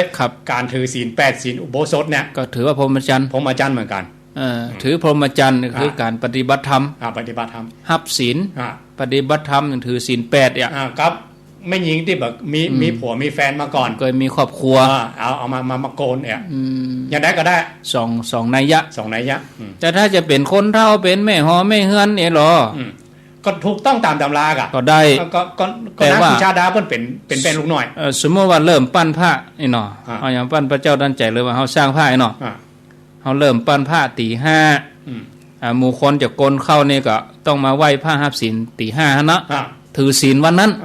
วันค่ำจนถึงฮอดแห่มวัน1เจ้าแห่มวัน1ก็มาลากับตุลุงอ่ะอันนี้ก็ถือกุมไปแล้วบ้านเฮามันจำอย่างอันน่ะกาไปหันใจคนแม่เฮือนหันใจคนเฒ่าจะไปย่าสวะเขาว่าจะไปย่าเนี่ยสวะเลยคืดละคืดตามกำปากคนถ้าอู้ถึงทำได้เนาะทำได้บ่พิษตำราเนี่ยทำได้แต่เขาก็ฝึกไปด้วยกันแต่ถ้าเขาต้องแบ่งทฤษฎีเนาะถ้าเขามาตั้งนั้นสุขเอามาจากไหนอธิบายได้ก็อธิบายตอนนั้นเลยถือโอกาสได้สอนไปตัวถ้าว่าเขามาที่บ้านได้ไปเดือดเขาให้มันไม่ยุ่งไปติ๊กไปวันหน้าแหกอะครับไปปากเลยยุ่งเนาะไปว่าได้คนที่ต้นตำรับคือแม่ลูกน้อยพรหมจรรย์นี่นะประพฤติพรหมจรรย์ โดยความหมายอย่างที่หนึ่ง ครับเอาศีลเอาธรรมของพระองค์มาประพฤติพรหมจรรย์นี่โดยผมจะพรหมจริยาเนี่ยข้อที่3แล้วก็อีกความหมายหนึ่งคือคนยังมีลูกมีผัวครับเป็นสาวอยู่เอกอะก็ได้แล้วคำถามที่2นี่ระหว่างจิ้นหมูกับเห็ดอ่อน ที่พระองค์เสวยนี่เนาะอาหารมื้อสุดท้ายเนี่ยอันนี้ครูบาอาจารย์เปิ้นทำหลายตำรับตำรามานะเปิ้นวิพากษ์วิจารณ์กันนักต่างคนต่างบัดลงร้อยกันที่จริงพระองค์อย่างก็บอกพระอานนท์ตั้งแต่ปาวาราเจดีย์ที่เมืองไวสาลีแล้วครับแล้วมีขอสุมาเดนยกกรรมหลวงพ่อพุทธทาสเนาะ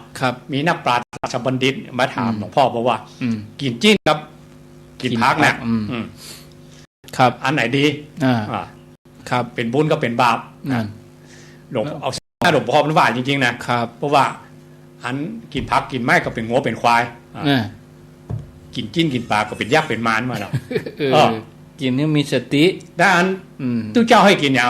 ครับถ้าคนประพฤติพรหมจรรย์หลวงพ่อพุทธทาสก็บอกว่าปฏิสังขายโยยะถาปิปัจจยังอัจฉมยาแล้วก็ของพุทธเจ้าแท้ๆเอาตัวนี้มาเป็นเกณฑ์กันทาตุมัตตะโกขึ้นชื่อว่าเป็นปัจจัย4ถ้ายังว่ากินจี้นอยู่ก็เป็นยักษ์เป็นมารถ้ากินพักอยู่ก็เป็นงัวเป็นควายถ้ากินธาตุเนาะถ้าคนไหนกินธาตุได้แสดงว่าพรหมจรรย์นี่บริสุทธิ์ผุดผ่องธาตุนี่คืออย่างครับก็มันเป็นธาตุ4เป็นพักเป็นไม้เป็นจิ้นเป็นปลาอย่างนั้นนิยมคนเฒ่าหมู่ไปนึกว่าพระธาตุเช่นนี้กินธาตุอย่างก็เงี้ยธาตุมัตตะโกนิสัตโตนิชีโวสุโตเนี่ยก็ธาตุคือธาตุตัวนี้นึกว่าไปกินยาธาตุเนาะครับผมต่อไปนี่ถ้ายังกินพักกินไม้อยู่แสดงว่าเป็นงัวเป็นควายว่าน่ะกินแล้วจะไปติดถ้ากินจิ้นกินปลานี่เป็นแยกเป็นมารนะเพราะมันนั้นมาใจตู้เจ้าหรือคนประพฤติพรหมจรรย์มาใจกินจิ้นกินปลาหรือกินพักกินไม้ครับทาตุมัตตะโกขึ้นชื่อว่าเป็นปัจจัยเครื่องอาศัยให้ชีวิตนี้อยู่ได้เอกบ่เฮือนใจไปกินเพื่อบำรุงกำลังพลังทางกายเพื่อบำบัดความหิวหล่อเลี้ยงอัตภาพให้ยังอยู่ได้ต่ออิ่มได้เพราะนั้นจะเป็นเฮดออนหรือจะเป็นจิ้นหมูผู้ใดเจ้าไปใจสัน2อย่างนี้ครับ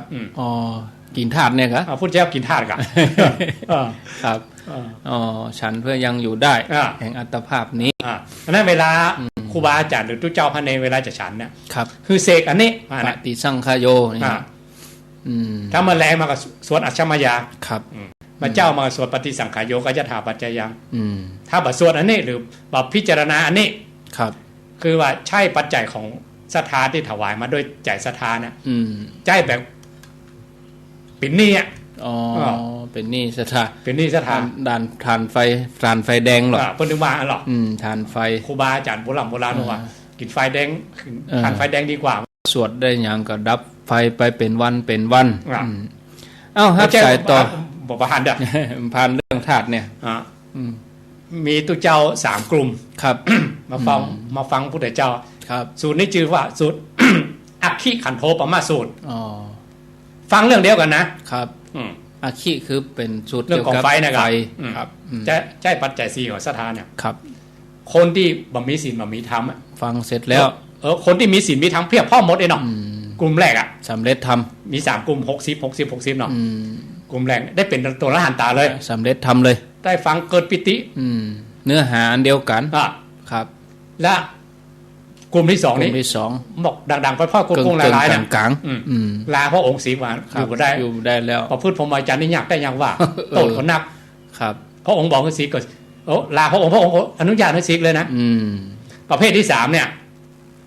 พิศีลพิธรรมมดบัตหาตุมัตตะโกเนี่ยกะครับกินทานเล็กแดงเนี่ยกะครับมีโลหิตอันอุ่นๆพุ่งออกจากปากกระอักเลือดไว้ครับมีความสำนึกอย่างรุนแรงขึ้นมาทำฟังทำเรื่องเดียวกันนะครับกลุ่มแรกได้เป็นอรหันตาครับกลุ่มที่2ซิกครับกลุ่มที่3กระอักเลือดมันคนละอย่างกันทั้งนี้เรื่องเดียวกันนะครับอันนี้เหมือนกันเรื่องกินจีนกินอย่างนี่เหมือนกันครับกินจีนกับกินเทศกันเนี่ยครูบาอาจารย์ก็แม่กันนัก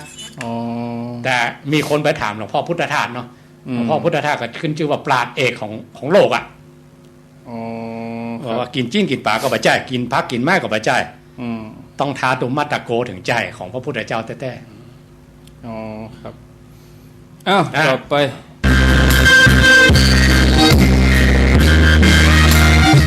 ข้ามไปสันปะตองปุ่นนี่ทับทิมตันตาลำดวนสายเครือชุ่มอนุโมทนากับนิมนต์ครับ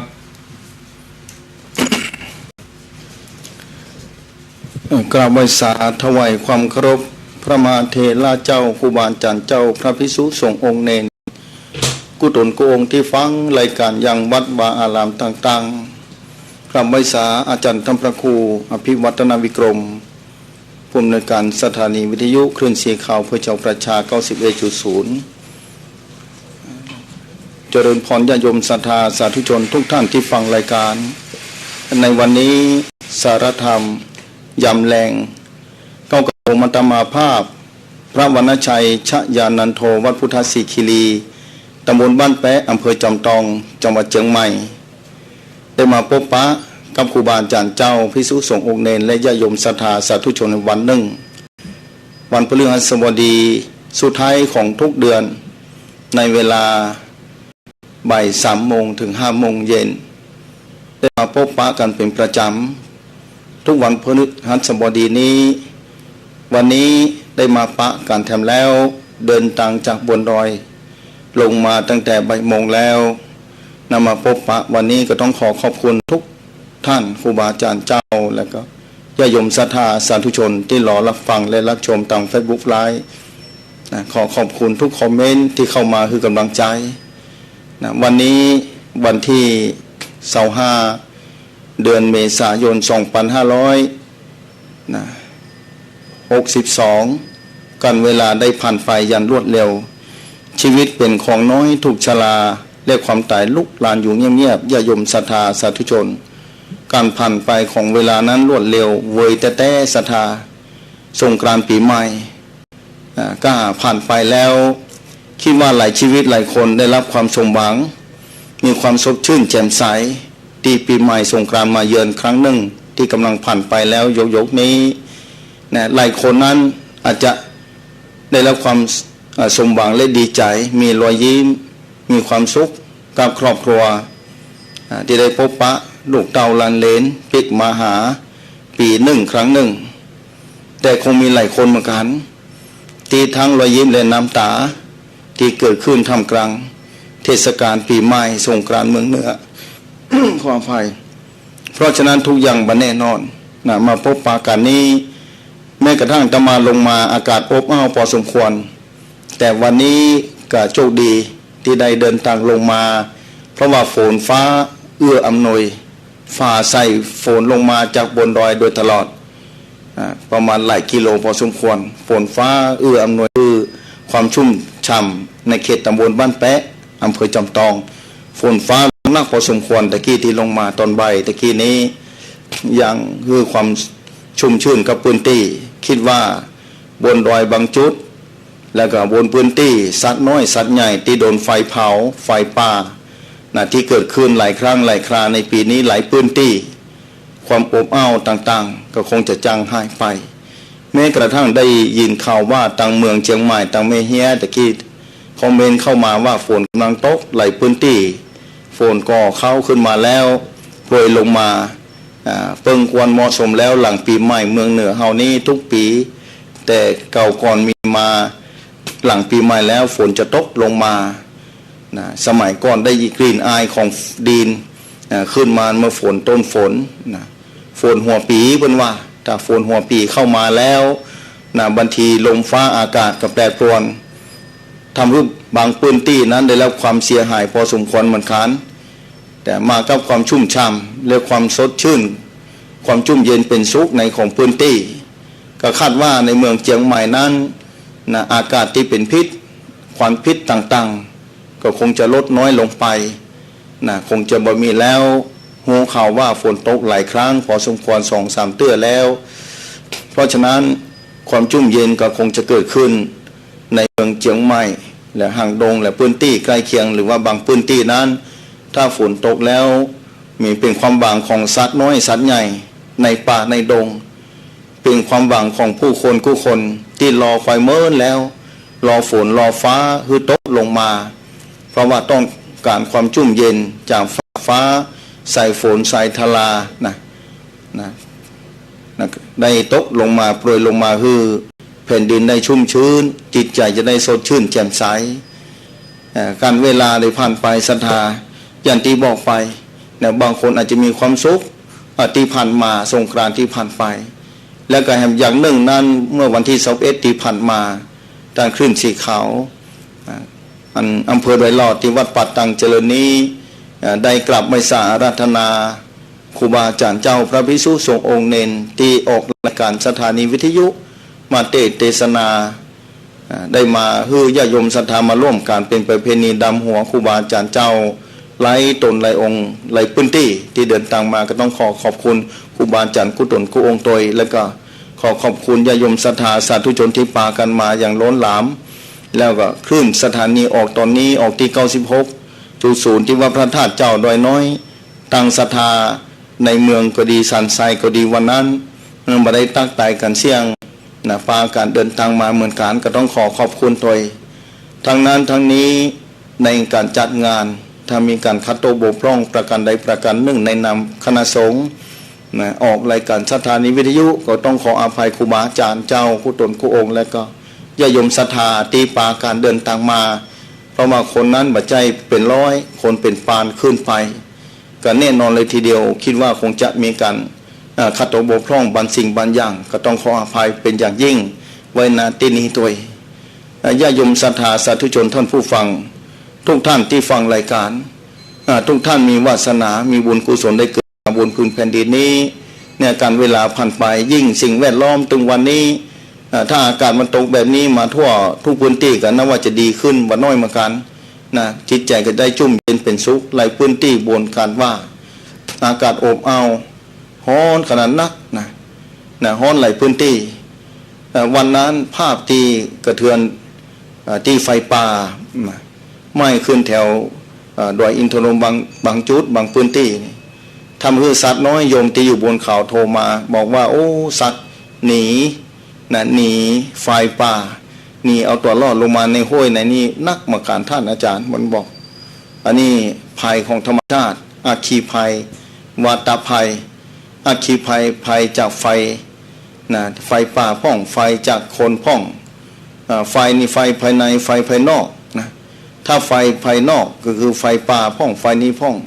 แต่มาจากความคิดความอ่านของมนุษย์คนเฮานี่แหละถ้าปากันไปจุดไฟไปนี่ก็ทำให้เดือดร้อนไปทุกหย่อมหญ้าไฟนี้น่ากลัวพอสมควรเลยทีเดียวยิ่งไฟป่าแล้วโอ้ละเนระนาดพอสมควรเหมือนกันยิ่งไฟภายในใจของคนเฮานี้ยิ่งอันตรายยิ่งกว่าแถมมันละเนระนาดไปหมดศรัทธาบอกว่าอันนี้ไม่ป่าอันนี้ไม่ตัวเก่าไปโดยไม่คนอื่นไปโดยอันนี้ก็ต้องระวังเหมือนกันญาโยมศรัทธาช่วงนี้ถ้าบนที่ใดฝนตกแล้วก็นับว่าดีบางคนกำลังสัญจรไปมานั่งในรถโดยก็ต้องระวังตั้งสติคือดีสติมีความจำเป็นอย่างยิ่งสำหรับทุกชีวิตในโลกนี้ญาโยมศรัทธาต้องอาศัยสติเป็นที่ตั้งการเดินทางสัญจรไปมาถ้าขาดสติแล้วยากนักหนาที่จะไปรอดไปถึงจุดหมายปลายทางที่เราจะต้องการไปต้องมีสติพร้อมอยู่ตลอดสติความระลึกได้สัมปชัญญะความหูตัวอันนี้มีความจำเป็นของทุกชีวิตบอกว่าภายในโลกนี้แม้แต่สิ่งมีชีวิตสัตว์น้อยสัตว์ใหญ่เพิ่นระวังตัวเก่าตลอดลองเข้าไปป่าคนที่เคยอยู่ป่าอยู่ดงจะเข้าใจเป็นอย่างดีสัตว์นี้จะมีเป็นพิเศษจะระวังตัวเก่าสติเพิ่นจะพร้อมอันนี้ด้วยอุปนิสัยเคยสั่งสมมาหลายภพหลายชาติแม้จะเป็นสัตว์เดรัจฉานแต่ความพร้อมของเปิ้นก็มีบ่น้อยเหมือนกันสัตว์นี้มีความระวังป้องกันภัยตัวเข้าแม้แต่เราเป็นมนุษย์ในโลกโลกาเราเองก็จะต้องระวังเรื่องความพร้อมในการดูแลตัวเก่าดูแลสิ่งแวดล้อมดูแลครอบครัวดูแลความเป็นอยู่ดูแลการทำมาหากินดูแลวิถีชีวิตประจำวันที่เราต้องใจอยู่ต่อไปทางหน้านี้ยิ่งผ่านไปแล้วอากาศถ้าฝนตกแบบนี้ลงมาคิดว่าสิ่งแวดล้อมภายนอกก็มี ผลกระทบต่อจิตใจพอสมควรถ้าฝนตกลงมาแล้วคิดว่าจิตใจญาติโยมศรัทธาก็จุ่มเย็นแล้วก็คงจะมีสตินะเกิดขึ้นกับตัวเก่าพอสมควรเลยทีเดียวนะญาติโยมศรัทธา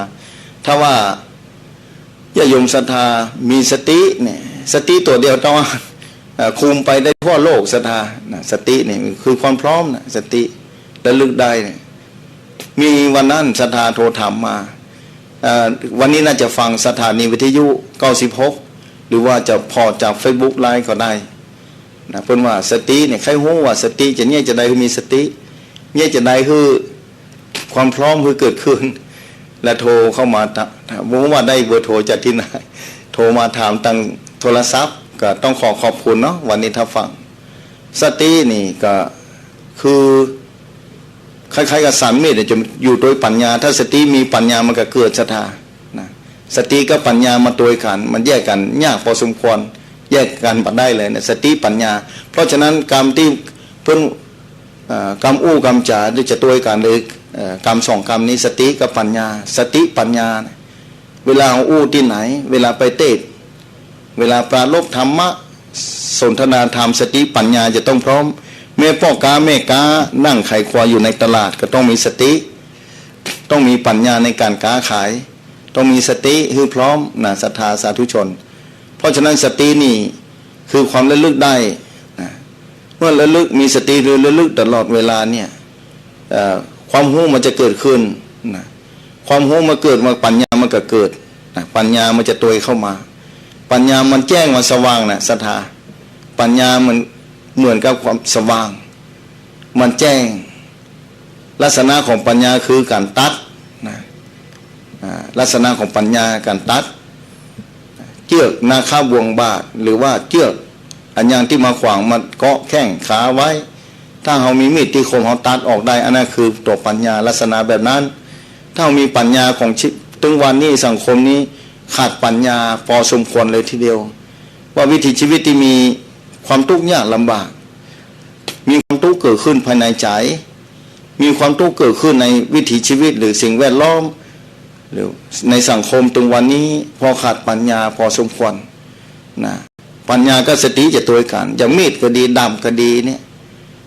คมมีดนี่เหมือนปัญญานะศรัทธาญาติโยมสาธุชนท่านผู้ฟังสามมีดนี่เหมือนสติเนี่ยเวลาปัญญามันจะไปตันสติก็จะตัวไปสติคือระลึกได้หูสติตัวหูนะตัวปัญญาคือตัวตัดมันแจ้งแล้วมันก็หารละลองปิดไฟพอก็ได้ลองปิดวิทยุพอก็ได้พอปิดวิทยุปุ๊บนี่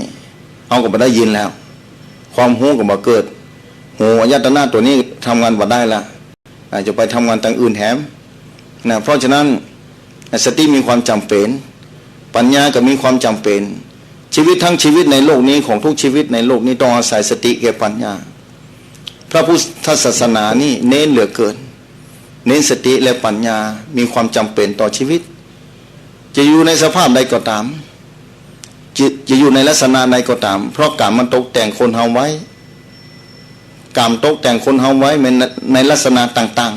ๆบางทีจะต้องเป็นคนทุกข์ยากลำบากบางทีจะต้องเป็นคนปานกลางบางทีจะต้องเป็นคนรวยบางทีจะต้องเป็นผู้นำคนในชุมชนต้องเป็นผู้นำระดับประเทศนะระดับประเทศบางทีจะต้องเป็นผู้นำคนเป็นพันเป็นร้อยเป็นหมื่นเป็นแสนทีนี้สติและปัญญานี่มีความจำเป็นพระเจ้าเน้นเรื่องปัญญามีความจำเป็นมากพระเจ้าข้ามวัฏฏะส่งสรรได้เพราะอาศัยปัญญาสติและปัญญาไม่ได้อาศัยอย่างอื่นอาศัยสติปัญญาเป็นเครื่องที่เพี้ยวเส้นทางเพื่อจะเดินทางให้ไปถึงจุดหมายปลายทางของการเกิดเป็นมนุษย์ที่สุดของทุกข์อันนี้หลักธรรมในพระพุทธศาสนาญาติโยมศรัทธาเหมือนกันชีวิตของญาติโยมศรัทธาแน่นอนเลยทีเดียวศรัทธาสาธุชนท่านผู้ฟังแม้ท่านผู้ฟังจะฟังธรรมะอยู่ในรถก็ดีอยู่ในกาดก็ดีอยู่ที่บ้านก็ดีบางทีอาจจะบาดสบายอยู่ที่บนเตียงก็ดีคนเฒ่าคนแก่จะไปไหนบ่ได้แล้วก็ตามแต่ถ้าเรามีปัญญาเอาใจชีวิตมาเมื่อนานเนี่ยตอนนี้ถ้าเกิดปัญญาเกิดขึ้นแล้วเราสามารถจะมาวิเคราะห์มาพิจารณาชีวิตของตัวเก่าได้ทันทีเลย ว่าใจชีวิตมากี่วันกี่เดือนกี่ปีอายุเฮาเท่าใดแล้วชีวิตเฮาเป็นจะไดพ่องตลอดระยะเวลาที่ผ่านมาพร้อมทั้งความทุกข์และความสุขทุกคนก็ได้พบปะอยู่ตลอดเวลาว่าทุกข์เกิดขึ้นกับเฮาจะได้พ่องตั้งแต่เกิดมาเอาความทุกข์เหล่านั้นแหละเป็นเครื่องเป็นที่ศึกษานะความสุขก็มีแต่ก็บ่ใจเตี้ยงนะความทุกข์ก็บ่เตี้ยงมันเตื้ออันนี้คือการตกแต่งเฮามาแต่ถ้าเรามีปัญญาที่พระพุทธเจ้าตรัสไว้พระพุทธเจ้าค้นพบเส้นทางอันประเสริฐเลิศล้ำยังอยู่ในโลกล่าโลกานี้เฮาก็พยายามทำไปนะทำมีดยังมาคมเตื้อก็ค่อยฝนไปซ่อมไปหินฝนมีดเสียอุปกรณ์นะซ่อมมีดเสียซ่อนเล็กซ่อนอย่างก็ค่อยฝนไปเตื้อน้อยการฝนมีดบ่ใช่ว่าจะคมมาเดียวบ่ใช่นะจะต้องใช้ระยะเวลายาวไกลก็ค่อยเป็นค่อยไปแล้วถ้าเอามาพบปะพระพุทธศาสนาในยุคเกิงปัจจุบันเกิงพุทธกาลนี้เฮาก็ต้องพยายาม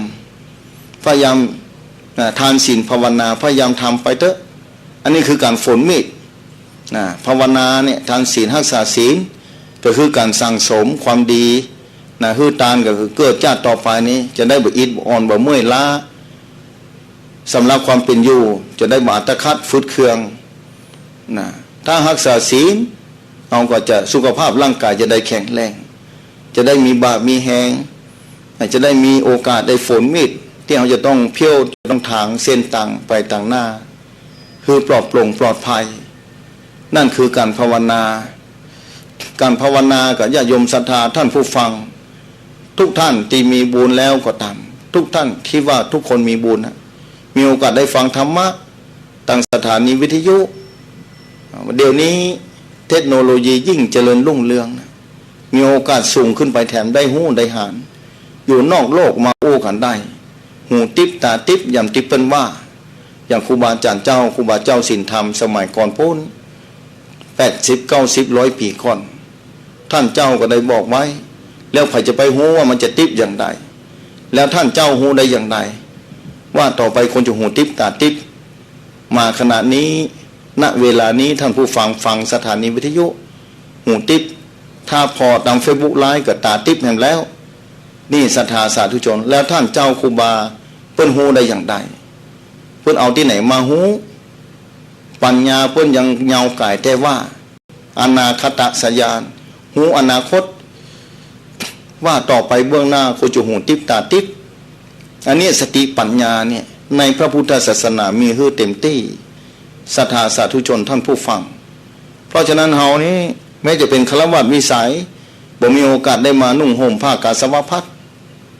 บ่มีโอกาสได้บำเพ็ญเนกขมะบารมีเฮาก็มีโอกาสทำความดีได้เสมอนะอยู่ที่บ้านที่จองที่ได้ก็ตามเวลาว่าง5-6 นาที10 นาทีก็เป็นของเฮาแล้วนะเวลาประเลอะที่จริงเฮาบางคนบอกว่าบ่มีเวลาต้องกล้าต้องขายต้องมานั่งไขคว้าขายนี่จะไปเวลาที่มันผ่านไปอันนี้จะเน้นทุกวันพฤหัสบดีนะเวลาลูกค้ายังมาไขคว้าเตอร์ก็บ่ต้องรับตานะมืนตาได้รับตาได้ของจะหายยุคปัจจุบันนี้มืนตาพอลมหายใจก็ได้บ่จะไปรับตาเนี่ยอย่างมืนตาก็ได้สูบหายใจเข้าลึกๆนะหายใจเข้าลึกๆนะสายตาก็พอไปบ่ต้องไปปิดมันหรอกนะกำหนดไปพอไปเนี่ยอันนี้เป็นโอกาสของเฮาแล้วชุดเดียวเอาละอันนี้เก็บกำไรชีวิตวันหนึ่งไปนั่งไขขวดจับเมินบันเถอะแต่บ่มีโอกาสนั่งพอลมหายใจเนี่ยกับมีสติและปัญญาเนี่ยคนที่มีสติและปัญญาจะพยายามตลอดเวลาและจะรู้ว่าสมบัติในโลกนี้ที่ได้มาเนี่ยที่หานั่งหาต้องทำมาหากินนะเพื่อมาสนองหรือมาจุนเจือมาดูแลชีวิตความเป็นอยู่ของตัวเก่าแต่ละวันนี้นะแต่ทุกสิ่งนี้เอาไปมาได้นะด้วยบุญเก่าที่สั่งสมมาหลายภพหลายชาติเลยได้สิ่งเหล่านี้มาบัดเต้ากันบางคนได้นักบางคนได้น้อยบางคนแทบกับอันเลือกอยู่ลำบากยากแค้นบางคนนี่รับตื่นขึ้นมารับคือได้เงินหมื่นตื่นขึ้นได้เงินแสนอย่างเปิ้นปันปอนเป็นอย่าอ่านแต่อันนี้ของเก่าเปิ้นมี นะแล้วการอิจฉาริษยานี่มีความอันตรายมหาศาลเลยลำบากถ้าทำแบบนั้นยิ่งปิดประตูของตัวเก่ามีดโฟนไปแล้วก็มันจะบ้างไปเสียมันจะเหมือนกับว่าไปฟันใส่ไปถูกใส่ของที่มันแข็งญาติโยมศรัทธาสัตว์ท่านผู้ฟังทุกท่านเพราะฉะนั้นการฝนมีดที่มันคมนี่ต้องใช้ระยะเวลายาวไกลกว่าจะข้ามวัฏฏะสงสารการดานเป็นหลุมเป็นบ่อเป็นป่านรกชักสารพัดอย่างเส้นตังขันจะข้ามวัฏฏะสงสารแต่นว่าตอนนี้เราโชคดีเนี่ยหลายประเทศที่บ่มีพระพุทธศาสนาหลายประเทศที่บ่มีวัดมีวาบ่มีโอกาสได้สร้างบารมีนี้พระพุทธศาสนาเท่านั้นที่มีโอกาสเป็นเส้นตังอย่างยิ่งที่จะนำป่าเฮาข้ามวัฏฏะสงสารแต่ปัจจัยชาตินี้บางคนว่ามันจะข้ามไปได้ว่าท่านเรื่องข้ามนี้ได้แน่แต่ต้องพยายามนะเฮาฝนมีดตึงวันมีดที่บางฝนไปนี่ก็ดีบ่เห็นฝนมีดก็ดีมันก็ต้องซึกไปเตื้อน้อยมีดเหมือนกันมันจะนามันจะทึบมันจะนี่จะใดก็ตามเมื่อฝนไปแล้วมันก็ค่อยบางลงไปในที่สุดบอกว่าดับบอกว่ามีดมันก็ค่อยคมไป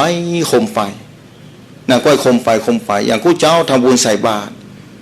ผู้เจ้าเนี่ยถวายเข้าพระพุทธก็ได้พุทธานุสติได้ที่อยู่ของใจได้อนุสติอันนี้เป็นที่อยู่ของใจเป็นการภาวนาไปในตัวด้วยเป็นการภาวนาอย่างยิ่งบางคนนะว่าพอหุงข้าวนึ่งข้าวเป่าไฟนึกคืนบนหิ้งผ้าไปแล้วเดี๋ยวก่อนฟังเต้อลูกจะฟังกินเต้อนะแม่ยังไม่ได้ถวายเข้าพระพุทธเต้ออันนี้ส่งมหาศาลแสดงว่ามีกรรมฐานนะอยู่ในจิตใจแล้วพุทธานุสตินะอยู่ในใจอันนี้พยายามทำแบบนี้นี่อันนี้คือคนมีสติแล้วปัญญาก็เริ่มก่อตัวขึ้นตัวน้อยนะก็ค่อยก่อตัวขึ้นตัวน้อยสั่งสมไปตัวน้อยเอาง่ายๆว่าพึ่งนะหางพึ่งแปลงหางเนี่ยตัวน้อยไก่บ่บ่ฮู้นะแม่พึ่งออกไปแล้วเก็บมาสั่งสมไปตัวน้อยจงพวกมาตามพ่อมันใหญ่ขึ้นมาแล้วนะจงพวกมันเติมพ่อมาคิดวันน้อยเดียวนะแต่ด้วยความขยัน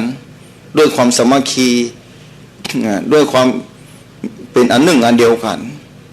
ก็ทำให้จงพวกเอาดินภายในพวกน่ะก่อขึ้นมาใหญ่ขึ้นมาเรื่อยๆไม้ก็ตามแปลงบ้านเป็นเฮือนไม้ต้องคอยพอเหมือนกันจะไปลาสาเปิ้นว่าจะไปประมาทจะไปลาสาถ้าว่าลาสาเมื่อใดประมาทเมื่อใดเมื่อกี้วันแล้วพอจงพวกจงพวกเอาพวกกินไปแล้วก็ไปจันนักแล้วพวกออกมากินแล้วเนี่ยพวกนะน้อยเดียวแต่สามารถทำลายบ้านตึงหลังได้เหมือนกันจำเป็นต้องลื้อต้องเตะไปเลยอันนี้ความสามารถของสัตว์เล็กน้อยบัดนี้แล้วมนุษย์คนเฮานะเป็นมนุษย์เกิดมาในโลกลาโลกามาเจอพระพุทธศาสนาเจอแผ่นดินของพระพุทธศาสนาเป็นบุญอย่างยิ่งญาติโยมศรัทธาก็ค่อยสั่งสมไปจะไปท้อกับชีวิตนะจะไปน้อยใจว่าเกิดมาเป็นคนทุกข์จะไปน้อยใจว่าเกิดมาเป็นคนลำบากแล้วจะไปดีใจว่าเราเกิดมาร่ำรวยเป็นมหาเศรษฐีทุกคนเอาไปบ่ได้ถ้าเราประมาทนึกว่าก้อยทำบุญไปเมื่อเฒ่าเมื่อแก่ก่อนก็ดีก้อยซ้ำบารมีรอเฮืออันนี้ก่อนก็ดีแต่ทุกชีวิตมันบ่แน่นะชีวิตบ่ใจแน่สักหลายวันเตื้อไปก่อนก็มีไปหลังก็มีไปเมื่อหนุ่มก็มีเพราะฉะนั้นนี่แหละถ้าคนมีสติมีปัญญาแล้วจะประมาทในชีวิตจะบรรลาสากับวิถีชีวิตของตัวเก่านะทุกคนต้องช่วยตัวเก่าพุทธเจ้าบอกอัตตาหิอัตตาโนนาโถต้องเพิ่งตัวเก่านะศรัทธาเพิ่งคนอื่นบ่ได้แล้วนะแม้สามีภรรยานี่จะต้องเพิ่งตัวเก่านะเพิ่งตัวเก่านะเพิ่งจะได้เพิ่งตัวเก่าเวลาจะไหว้พระคนอื่นไหว้แทนไม่ได้แต่ว่าคนเดียวนะต้องนึกพุทโธนี่คนอื่นนึกแทนเฮาไม่ได้เฮาต้องนึกโดยตัวเก่านะนึกโดยตัวเก่าคนอื่นนึกคนอื่นก็ได้น้ำเฮาหิวน้ำเนี่ยคนอื่นกินเพิ่นก็หายหิวนี่เป็นที่สุดแล้วศรัทธาสาธุชนเพราะฉะนั้นตรงที่เฮาทำเนี่ยมันบ่หันผลแต่คนเฮาส่วนใหญ่นี่ต้องการหันวันนี้วันพุธวันฮือน่าหันใจนะญาติโยมศรัทธาสาธุชนบางคนท้อ กับความเป็นอยู่ท้อกับวิถีชีวิตแม้โลคาพยาที่จะเบียดเบียนเต้าใดเนี่ยเราต้องยิ่งพยายามเราต้องยอมรับว่าร่างกายของคนเฮาที่เกิดมานั้นอยู่มาถึง100 ปีแน่ถ้าเฮายอมรับแล้วรู้ตามความเป็นจริงโดยปัญญาอย่างท่องแท้แม้เขาจะอยู่บนเตียงนอนแทบอยู่ที่บนเตียงก็ทำแต่ลมหายใจจะมาทิ้งนะจะมาทิ้งลมหายใจที่ช่วยเราตลอดตั้งแต่เกิดมาจะต้องนั่งพอนอนพอจับนะจับพื้นแน่นนะแม้ชีวิตมันจะมาลายไปแล้วแน่นอนเลยทีเดียวร่างกายเราจะต้องละจะต้องทิ้งแน่นอนต้องยอมรับแบบนี้แล้วอันอย่างเป็นที่พึ่งที่ดีที่สุดที่พึ่งที่ดีที่สุดไม่ใช่เงินไม่ใช่คำไม่ใช่อย่างอื่นสักอย่างเงินคำส่งเราได้แค่โรงพยาบาลยาหมอเท่านั้นเพื่อนมาช่วยเนี่ยบางคนหมอช่วยมาได้ก็น้อยอกมาต้องน้อยอกมองใจเพราะเราใช้ชีวิตมาได้ถึงขนาดนี้และเราต่างหากจะต้องสร้างบารมีแม้ยิ่งเหลือน้อยเท่าใดเนี่ยเราต้องฟังเท่าอันฟังเฝ้าในกับบรรเพลบารมีที่ง่ายที่มันต้องลงทุนก็คือพอลมหายใจเข้าออกง่ายๆสบายๆนะแนวทางพระพุทธศาสนานี้ทานศีลภาวนานี่เป็นแนวทางที่ประเสริฐเลิศล้ำนะต่างประเทศตกลงว่าเป็นเจริญรุ่งเรืองไปแล้วมีคนถามว่าบุญนอกศาสนามีก็ไปแล้วบุญนอกศาสนานะบุญเนี่ยมันเกิดขึ้นง่ายหลายประการแต่บุญในพระพุทธศาสนานั้นพิเศษนั้นละเอียดอ่อนละเมียดละไมยิ่งนักนะในพระพุทธศาสนาโน้มไปเอียงไปเส้นต่างพ้นทุกข์เข้าสู่แดนนิพพานเจ้านะโน้มไปเอียงไปอย่างเดียวเป็นบุญที่มีความมั่นคงนะอย่างแม่น้ำนี่อย่างทะเลนี่ลึกลงไปตามลำดับนะลึกลงไปตามลำดับถ้าเราทำในบุญญาเขตนี้กับบุญก็พยายามพอกพูนนะนักขึ้นตามลำดับถ้าทำด้วยความประมาทต้องทำด้วยสติและปัญญาเหมือนกันนะทำบุญก็ต้องอาศัยปัญญาถ้าทำบ่ถูกก็อิฐไปปลูกข้าวที่บ่หินบ่แห่ที่นาที่บ่มีนะปุ๋ยบ่มีน้ำพอเพียงบ่มีนี่มันก็บ่ออกเพราะฉะนั้นบางคนน่ะทำบุญมาเมินว่าข้าเจ้านี่ไปวัดตลอดท่านอาจารย์มหาลอยสะเตื้อทำมาหน้าหันใจแล้วมหาลอยสะเตื้อทำบุญไม่ใช่หวังรวยโยมเหยบอกทำบุญนะต้องการบุญนะไม่ใช่ต้องการรวยนะรวยมีเงินมีคำก็เอาไปบ่ได้เอาง่ายๆว่าโยมน่ะวันนั้นพอโยมถ้าโยมรวยแล้วเนี่ยเกิดโยมตายไปเงินที่เป็นล้านหมื่นล้านอย่างเงี้ยอย่างใดจะเงี้ยอย่างใดนะแล้วปัญญาแล้วตานี่อายมทำบุญรวยแล้วเนี่ยแล้วศีลแล้วเขาโยมเคยรักษาก็นะ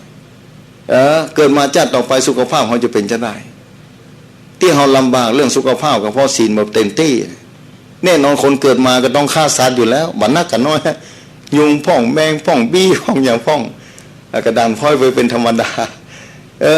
ถ้ารวยทันทีเลยมันก็ว่ามีในโลกนี้ทำแล้วมันลำบากนะสถาถ้าคิดอย่างนั้นนะคือเขาต้องการบุญกุศลคือมันสบายใจมีโยมถามมาเหมือนกันว่าบุญมันมีลักษณะอย่างไรท่านอาจารย์ใครหานบุญใครหานบุญน่ะก็บอกว่าโอ้ลักษณะความคล่องว่าสบายเบาสบายบ่มีอุปสรรคนะบ่มีอุปสรรคคล่องถ้าถนนนี้ไปตั้งเรียบนะสบายนี่คนมีบุญจะเราต้องพยายามทำไปเรื่อยๆนะบุญก็ต้องทำไปเรื่อยๆทำด้วยปัญญาเนี่ยสติปัญญาอย่างที่บอกตะกี้ถ้าปัญญาบ่พอนี่ไปปาเส้นทางนี่ทำมาได้ก็มาได้ทำมันก็อย่างว่าเนี่ยว่าเตียวมันบ่เป็นตังสมัยก่อนโบราณแต่เก่าก่อน100 ปีก่อนถนนหนทางก็ลำบากบ่เหมือนปัจจุบันนี้ยิ่งปัจจุบันนี้เทคโนโลยีเจริญขึ้นมาถนนก็เรียบเอามาเกิดมาเจอนี่นับว่าเราอยู่ด้วยความสะดวกสบายนักมีบุญมาเกิดนะถึงวันเนี่ยแต่เขาจะไปหลงบุญนะหลงบุญเนี่ยอิทมาขันเนอร์ศรัทธานะหลงบุญกับอิทมาขันเนอร์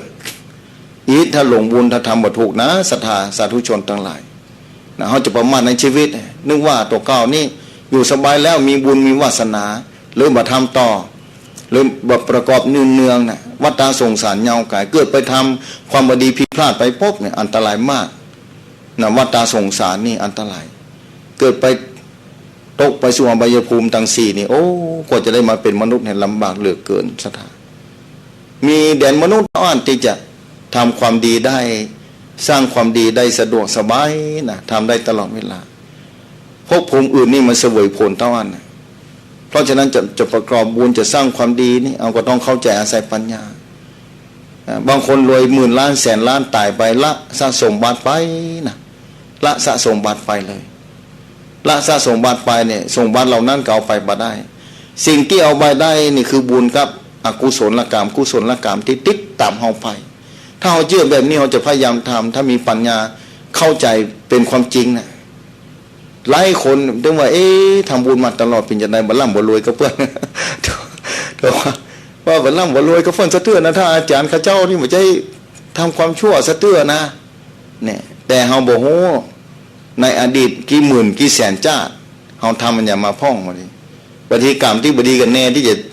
จ้องที่จะเข้ามาสู่เราตลอดเวลานะแต่นับว่าบุญเก่าที่เคยสั่งสมไว้มาเป็นมนุษย์ได้มาเจอพระพุทธศาสนาได้สร้างบารมีกระทำฮือกรรมเก่าอดีตตะการแต่เมื่อมาเนี่ยอกุศลกรรมก็สามารถที่จะเข้ามาแทรกมาได้แต่บันเตอร์ถ้าอกุศลกรรมเข้ามาแทรกเข้ามามันก็ทำให้ได้รับความทุกข์ยากลำบากพอเนื่อชีวิตในที่ฟังสถานีวิทยุตอนนี้ณขณะนี้บอกว่าพระครูบาอาจารย์พระสงฆ์องค์ข้าเจ้าบอกว่าเจ้าบ้านคารวะวิสัยเขาตามทุกคนจะมีความทุกข์มาต่างกันอยู่แต่ว่าต่างกรรมต่างวาระบางคนอายุ2-3 ปีก่อนไม่สะดวกสบายแต่ว่ามาปีนี้อันอย่างติดคัดมาปีนี้เป็นจะได้หานี่อันนี้มีบ่อยครั้งมาปีนี้เกิดความบ่สบายเจ็บหัวเมื่อยไข้พ่องทำมาหากินบ่รุ่งเรืองพ่องบ่เหมือนปีที่แล้วพ่องอันนี้ถ้ามาอู้ถึงหลักธรรมในพระพุทธศาสนาการนี่จังบ่เตี้ยงนะญาติโยมศรัทธาท่านผู้ฟังความบ่เตี้ยงถ้าเรายอมรับความเป็นจริงเนี่ย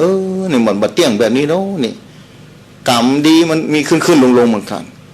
บางทีกรรมดีสนองส่งผลให้เราได้มีความสุขบุญเก่านะกรรมดีก็คือบุญนะหลายภพหลายชาติที่เคยสั่งสมมาทำให้ชาตินี้มีความสุขมีความสบายมีความสุขสบายมีความยิ้มแย้มแจ่มใสญาติโยมศรัทธาอันนี้คือกรรมดีบุญกุศลมันเป็นอย่างอ้านมีโยมที่ถามมาวันนั้นวันนี้น่าจะฟังวิทยุอยู่เนาะ96น่าจะไปทั่วหลายสถานีคืนนี้ความสะดวกบอกว่าบุญวิสนาสะดวกสบายถ้าจะอธิบายบุญนึงก็บ่มีขายในตลาดนะต้องทำด้วยตัวเก่านะอุปกรณ์ตะอ่อนน่ะบ้านก็ดีผ้าไตรจีวรก็ดีผงซักผ้าบ่อันยังเครื่องครัวใจที่ไปสังฆทานที่ไปซื้อในร้านสังฆทานที่เพิ่นขายในตลาดเนี่ยอันนั้นเป็นอุปกรณ์ทั้งนั้นนะอุปกรณ์ของบุญนะบ่ใช่บุญเด้อเป็นบ่ใช่บุญในตลาดนั่นน่ะใน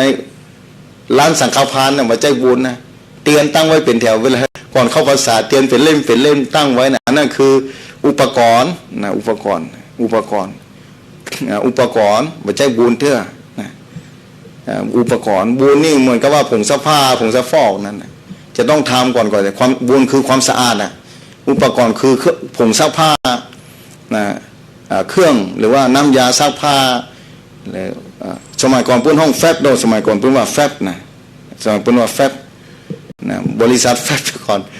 สมัยโบราณแต่ก่อนนะหรือผงซักผ้าผงซักฟอกหรือว่าน้ำยาซักผ้าอันนี้อุปกรณ์เนี่ยเหมือนเดียวกันเนี่ยแล้วความสะอาดก็บ่จะมีขายในตลาดศรัทธาความสะอาดบ่มีขายในตลาดเนื้อญาติโยมศรัทธานะความสะอาดบ่มีขายในตลาดเพราะฉะนั้นความสะอาดนี้จะเกิดขึ้นได้ต้องอาศัยเฮาประกอบเฮาเกิดมีการกระทำขึ้นมามีการกระทำขึ้นมาอันนี้คือความสะอาดเราต้องไปซื้ออุปกรณ์นะคือผงซักผ้านะผงซักผ้านี่เราต้องไปซื้อแล้วอยู่ๆผงซักผ้ามานี่มาใส่ไว้เสื้อผ้ามันจะสะอาดขึ้นมาคนเดียวก็บ่ได้ต้องใส่อุปกรณ์หลายชนิดถ้าสมัยก่อนต้องใส่ในกะละมังนะเอาแจ้ผ้าไว้ใส่ผงซักผ้าต้องมาขยี้แล้วต้องซักแล้วซักแถมอันนี้กว่าจะได้ความสะอาดของเสื้อผ้ามาอันนี้ความสะอาดของเสื้อผ้า ความสะอาดเสื้อผ้าเนี่ยเพราะว่าความสะอาดบ่มีขายในตลาดถ้ามีขายในตลาดนี่เราไปซื้อในกาดที่ไหนก็ได้นะนี่ขายในกาดก็ได้แล้วมาไว้คนที่มีเงินบ่ต้องไว้อย่างนะบุญกระบวนการคนมีเงินก็มีโอกาสน่ากลัวเพราะว่าไปซื้อความสะอาดซื้อบุญมาเก็บไว้เสียแต่บุญก็ต้องทำด้วยตัวเก่าบุญนี้ทำได้ทุกระดับชั้นเพราะฉะนั้นบุญเหมือนกับว่าความสะอาดนะอุปกรณ์คือเครื่องซักผ้าหรือว่าผงซักฟอกผงซักผ้าอันนี้เป็นการก็ต้องทำด้วยตัวเก่านะต้องทำด้วยตัวเก่าต้องมีไฟฟ้าถ้าเครื่องซักผ้ามีบุญเหมือนกันถ้ามีเงินแล้วนึกว่าจะไปซื้อบุญมาเก็บไว้ก็บ่ได้นะซื้อบาตรอาคับบริขารมาไว้ก็บ่ได้อันนี้คือบุญก็บ่ได้บุญก็ต้องทำด้วยกายวาจาใจต้องพร้อมนะหลายอย่างต้องพร้อมเนาะญาติโยมศรัทธาสาธุชนท่านผู้ฟังวันนั้นพอดีมีโยมโทรถามมาก็เลยฟังตอนนี้ท่านพระครูอภิวัฒนวิกรมได้เข้ามาจะได้สนทนาร่วมจากญาติโยมศรัทธาในช่วงต่อไปในโอกาสนี้ก็คงจะเริ่มกัน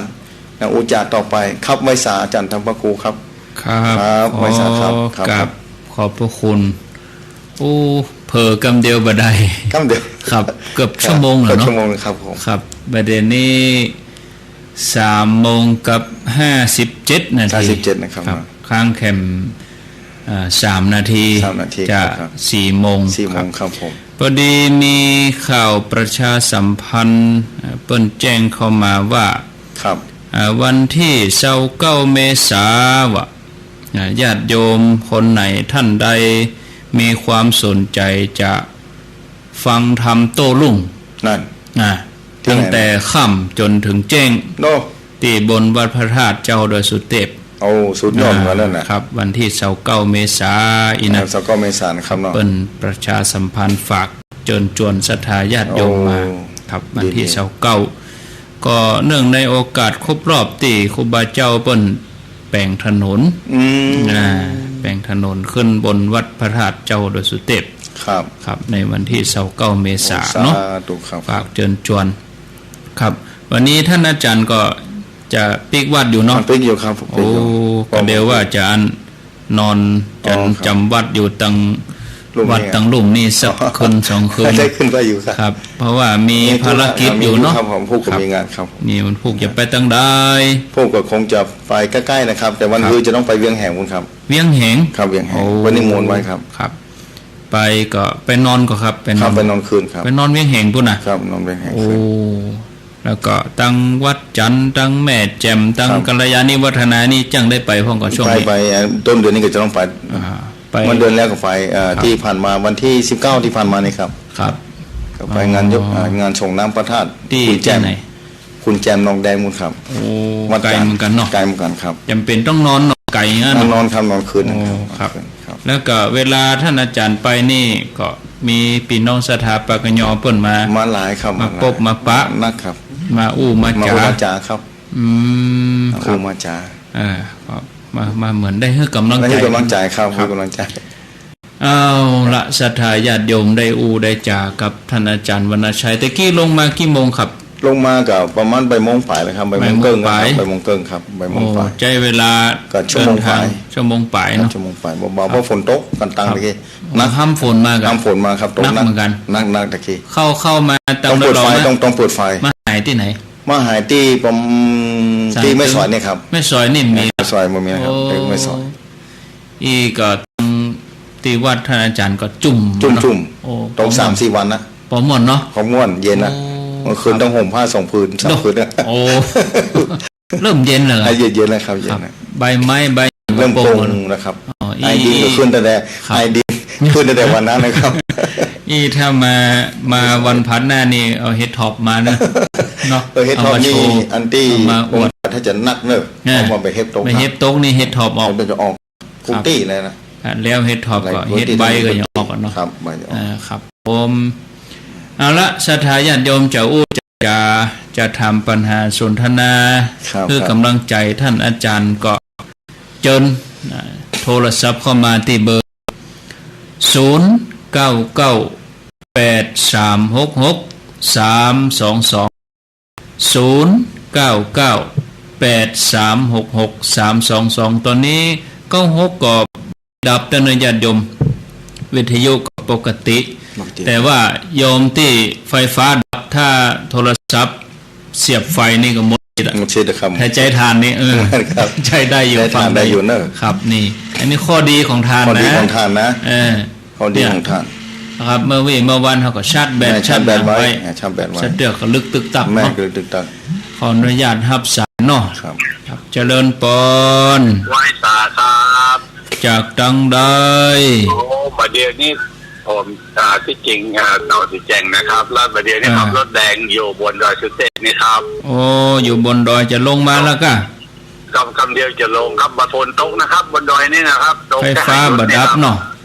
ครับวิทยุครับแล้วก็ฟ้าบ่ห้องฟ้าบ่แม่บ่ห้องกันห้องเหมือนกันครับแต่มีลมหน่อยนะครับบ่รุนแรงต่อใดเนาะครับแต่ประเดี๋ยวนี้เอียนละครับเอียนสงบละวิทยุบ่ดับเนาะครับสีแจ้งเป็นกำลังใจท่านอนุโมทนาเนอ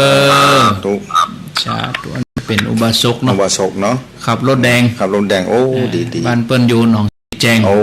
หนองสีแจ้งขับรถแดงวนในเมืองเนาะปกติรถนี่เพิ่นก็จะผ่อนคลายด้วยการเปิดเพลงแม่แต่โยมนี่เอาธรรมะโอ้สุดยอดเปิดธรรมะตลอดเลย96ทุกเส้นทางนะไม่เต็มเลยครับเต็มละธรรมะเต็มอนุโมทนาชัดไฟเพื่อชัดไฟเลยชัดแบตเตอรี่ชัดไฟเต็มตลอดนี่นะชัดตลอดเลยครับรับสายเนาะครับ0998366322อ้าวรับสายเจริญพรโอ้แม่โทรไม่ได้เป็นเดือนบัดนี้มาติดวันนี้นะเจ้าเป็นเดือนแล้วอดเป็นบุญวาสนาอันตู้เจ้าสองตนวันนั้นตู้เจ้าวันนั้นใช้ด้วยเป็นบุญกุศลกับแม่เท่ามาอกสิแม่อยู่ไหนแม่อยู่ทางซ้ายหลวงพี่เจ้าโอ้เป็นโจกวาสนาแม่โทยังไงดึงตีจะเปิดสันซ้ายหลวงเป็นศรัทธาวัดสันซ้ายหลวงนะกะแม่อยู่ศรัทธาปลานพี่กันเลยมาแหมหน่อยปลานท่านมหาบุญธรรมโอ้ได้คุณจักกะโอ้ก็ถามเปิ้นพอกะถามเปิ้นว่าฮู้จักตัวเจ้าได้รอกออีเนอแม่วิศนาเนี่ยเดี๋ยวแม่จะไปสู้กับลูกไปที่ไหนลองถามเปิ้นเนอเจ้าก็กำลังใจนะเจ้าสาธุเจ้าโอ้ท่านมหาบุญธรรมเปิ้นเป็นเจ้าคณะตำบลเนาะเปิ้นว่าทำมาทีนะโอ้เน็ตกะโอ้เน็ตกะจะตู้เขาว่าได้ก่อนบ่ได้เสียงไปฮื้อจะได้โคเสียงไปฮื้อไปเองเลยเรื่องนั้นบ่ได้เสียงยังก้องแตกนี่ไปได้ยัยเป็นคนไปเยาอันนั้นเปิ้นมีครูอาจารย์เปิ้นฮัดเปิ้นเฮียนมาเนาะเจ้าแต่บ้านซื้อกับพ่อหลวงก็หันแล้วนี่เนาะโอ้อนุโมทนาด้วยเนอเจ้าสาธุเอ้าเจริญปอนตามไว้สาเจ้าท่านเขาคูวัฒนใจว่าศีลนี่ศีลทำให้สวยเนี่ยเข้าใจดีนะเจ้าคนรู้เรื่องนี้นะเจ้าศีลทำให้สวยเนี่ยเนาะแม่หันท่านอาจารย์วรรณชัยแล้วกะหันระบอกไม่หันในอันนั้นกะในเนี่ยในทีวีเนี่ยในเช็คกูกว่าเจ้าไม่ว่าไม่หันแล้วไอ้วันนั้นน่ะแบบเดียวนั้นมันเข้าท่าดีแต่เนาะเจ้าตอนนี้แม่ไม่ได้คอหลานแม่มาอยู่บ้านเหมือนเขาออกทีวีเนี่ยแม่ดีแล้วกันนินดีเนอร์เจ้าฝนตกก่อเมืองเป้ามาโต๊ะเจ้าห้องมาได้ฝ้าตายก็เห็นจักฝ้าห้องมาได้มันเป็นยังก็เดียวมันถึงตกมันห้องก็จังมันจะเป็นยัยเงินอย่างใดมันจะเย็นดีใจนี่เนาะดีเนาะโมทนาเจ้าสาธิสี่เจริญปอนไหว้สาเจ้าจากที่ไหนเจ้าบ้านห้องเจ้าฟังอาจารย์วรรณชัยท่านพระครูถึงสองจะได้เทศกันอยู่นอกแม่4,000บ้านห้องฝนลงก็แม่ตกเดียวเนี่ยตกยังเลยเจ้าบ้านห้องฝนตกบ้านห้องหลวงครับมาชัดเจนดีเนาะเย็นสบายละเจ้าธนาเจ้า สายต่อไปเจริญปอนเจริญปอนติดแล้วเจริญปอนนับหนึ่งเก็บไปสาธุสมณการเจ้าอยู่ที่ไหนอ่านเจ้าอยู่สารปีสารปีเจ้าวัฒนฐานเจ้าอ๋อสารปีใจสถานฟังชัดดีกะว่าฟังชัดดีไฟดับกับสารปีไฟดับกับมาดับเจ้ามาดับเนาะวิทยุเนาะวิทยุดับก่อวิทยุก็มาดับเจ้าดูตั้งฟังหน่อยได้แม่จะทำปัญหาก็ว่าจะได้ให้กำลังใจเจ้าวันนี้กดดันจับพอดีแต่เจ้าพอดีฟังท่านอาจารย์วรรณชัยแล้วเป็นจะได้พ่องฮะดีเจ้าท่านอาจารย์ท่านอาจารย์นี่มันได้ชัดเจนเจ้าถึงสอบโดนนะเจ้าเจ้าเข้าใจดีเจ้าโมทนาเนอสาธุรับสาย0998366322เจริญพรปิดวิทยุก่อนโยมแบบปิดวิทยุอาตมาก็ขออนุญาตกดวางไปก่อนเวลาโทรมาก็กรุณาได้ปิดวิทยุก่อนปิดวิทยุแล้วก็อู้กับโทรศัพท์0998366322ฮับสายเจริญพรสายที่6จากที่ไหนจากจันทร์ปะตองเจ้าแม่จันทาไหนก็จ้ะแม่จันทาสันปะตองฟังชัดดีกะจ้าฟังชัดอาจารย์วันชัยเข้าใจดีเอาแป๊บเอาสบู่แม่บอกนี่เข้าใจอุปมาเข้าใจดีก็ได้อาจารย์วรรณชัยเป็นจ้างอุปมาฝนตกก็สันปะตองบ่ได้นี่จะฝนตกจะตกน้อยๆบ่ตกนั่นนะเย็นไปละกะจะกำลังเป่งแล้วเนาะเป่งลงไปแล้วเนาะจ้ะจะได้ฟังดูว่าแต่ว่าวันนี้บ่ดีมันเป็นอย่างโหวันนี้เป็นแสงดีนะดีกะแต่ว่าเพิ่นก็ฟังกันเนาะมันเป็นตามวิทยุเฮากันบ่ดีอย่างก็มันน่ะคือมันบ่ดีอันที่นั่นน่ะอย่างก็เขาไปเปิดกันนะใส่แม่เปิดอย่างก็FMนั่นน่ะยังอ่ะเขาไปFM ใส่แม่ที่เพิ่นนั้นโหยออกโหยนี่น่ะละอ่อนมาเลยมันขึ้นมันใกล้กันขึ้นมันใกล้โอ้ยยินดีเนอะได้ผู้โตขอแป้งสาธุจ้าฟังติว่าน่ะจ้าต่อไปเจริญพรแม่อ้วนกะใช่แล้วเจ้าเป็นแสดงเจ้าอยู่วันปะเต้าไม่คือจ้ะนึกว่าแม่อ้วนเสียงเหมือนกันแต่ที่เราเลือกนานแบบนี้ดีแล้วบอกหายแล้วก็ลมเจ้าหายแล้วฝนมีก็ฝนมาหน่อยจุ่มเอียนปลากะยุดปลากะพอตรงนี้น่ะพอที่ได้ฟังค่ะได้ฟังค่ะฟังแล้วเป็นจะได้ดีเจ้าชัดเจนดีหน่อยได้ฟังจ้าหน่อย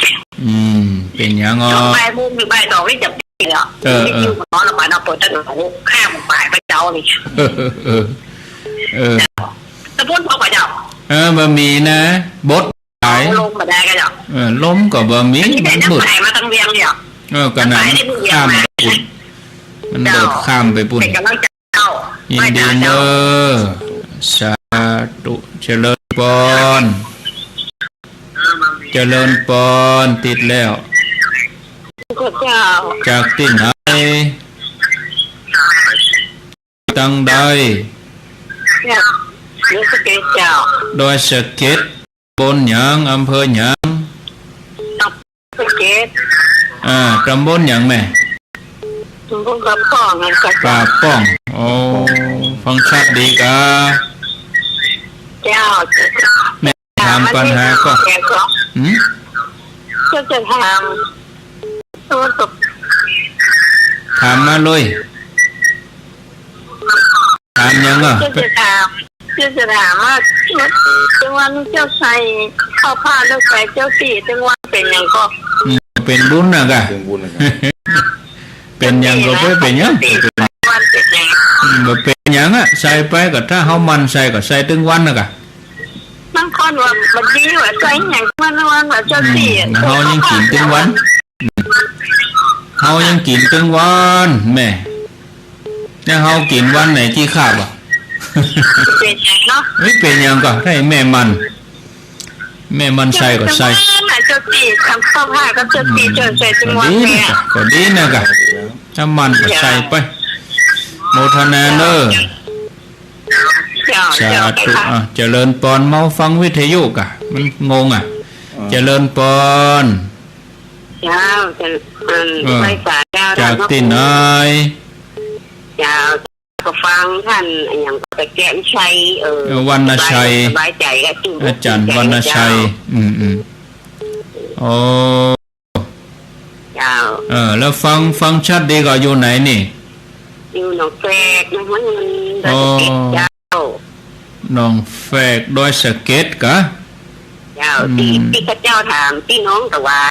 อ๋อแล้วใจแล้วบ่เจ้าได้ฟังคำตอบสบายใจแล้วเจ้าจุ่มใจแล้วเจ้าอนุโมทนาสาธุโยมที่ถามเรื่องจะขึ้นดอยนี่ต้องติดตามรายการท่านของท่านของพี่นานวุฒิชาติเนาะพอดีเพิ่นฝากข่าวมาแต่ว่าบ่ได้ลงรายละเอียดจะได้ก็ติดตามฟังช่วง 10 โมงไง 11 โมงเนอะว่ามีรถขึ้นจะได้พอดี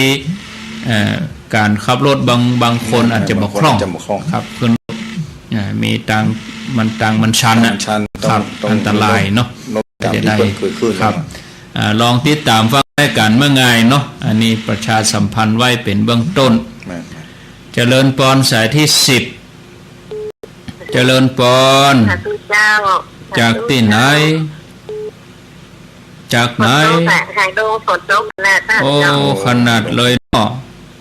ฟ้าบ่ห้องบ่รุนแรงเก่ากะฟ้าบ่ห้องเจาะลมบัดนัดเจาะตกมาจัดดีเนาะบ่เฮ็ดมีก่อนอาจารย์สุวชัยวันเก่งขนาดเนาะอาจารย์วรรณชัยวรรณชัยปุ้นเปิ้นอยู่ปุ้นดอยขุนแปะอันนี้ปากกยอแม่นกะบ่มีสำเนียงกะก็เดียวกะเปิ้นก็เปิ้นหลายรอบเปิ้นได้อู้หลายรอบอู้ได้หลายสำเนียงได้ยินอาจารย์วิษณุเพิ่นยังมีติดโอ้ดีกับปากกยองกันนะจ๊ะกำลังใจกันเนาะจ้าโอ้เพิ่นเปรียบเทียบว่าฝนนี่ฝนเมื่อนั่นแหละ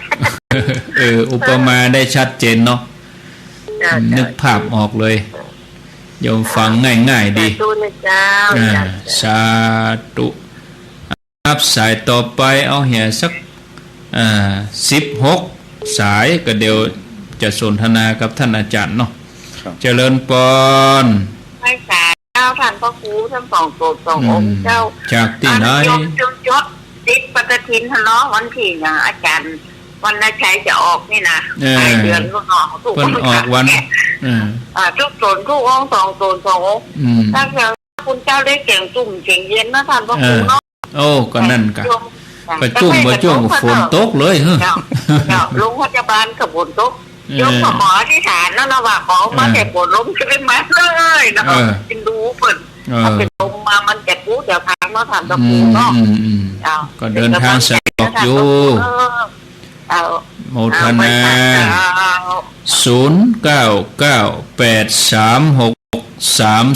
0998366322เจริญปอนนับ1นับ2นับ3สายใหม่มา0998366322สายที่11 12จะเป็นไผเข้ามาก็จะนับ15 สายเนาะช่วงแรกช่วงหลังได้กี่สายก็ว่ากันทำกรรม0998366322เจริญปอนติดแล้วพระเจ้าพระครูจากที่ไหน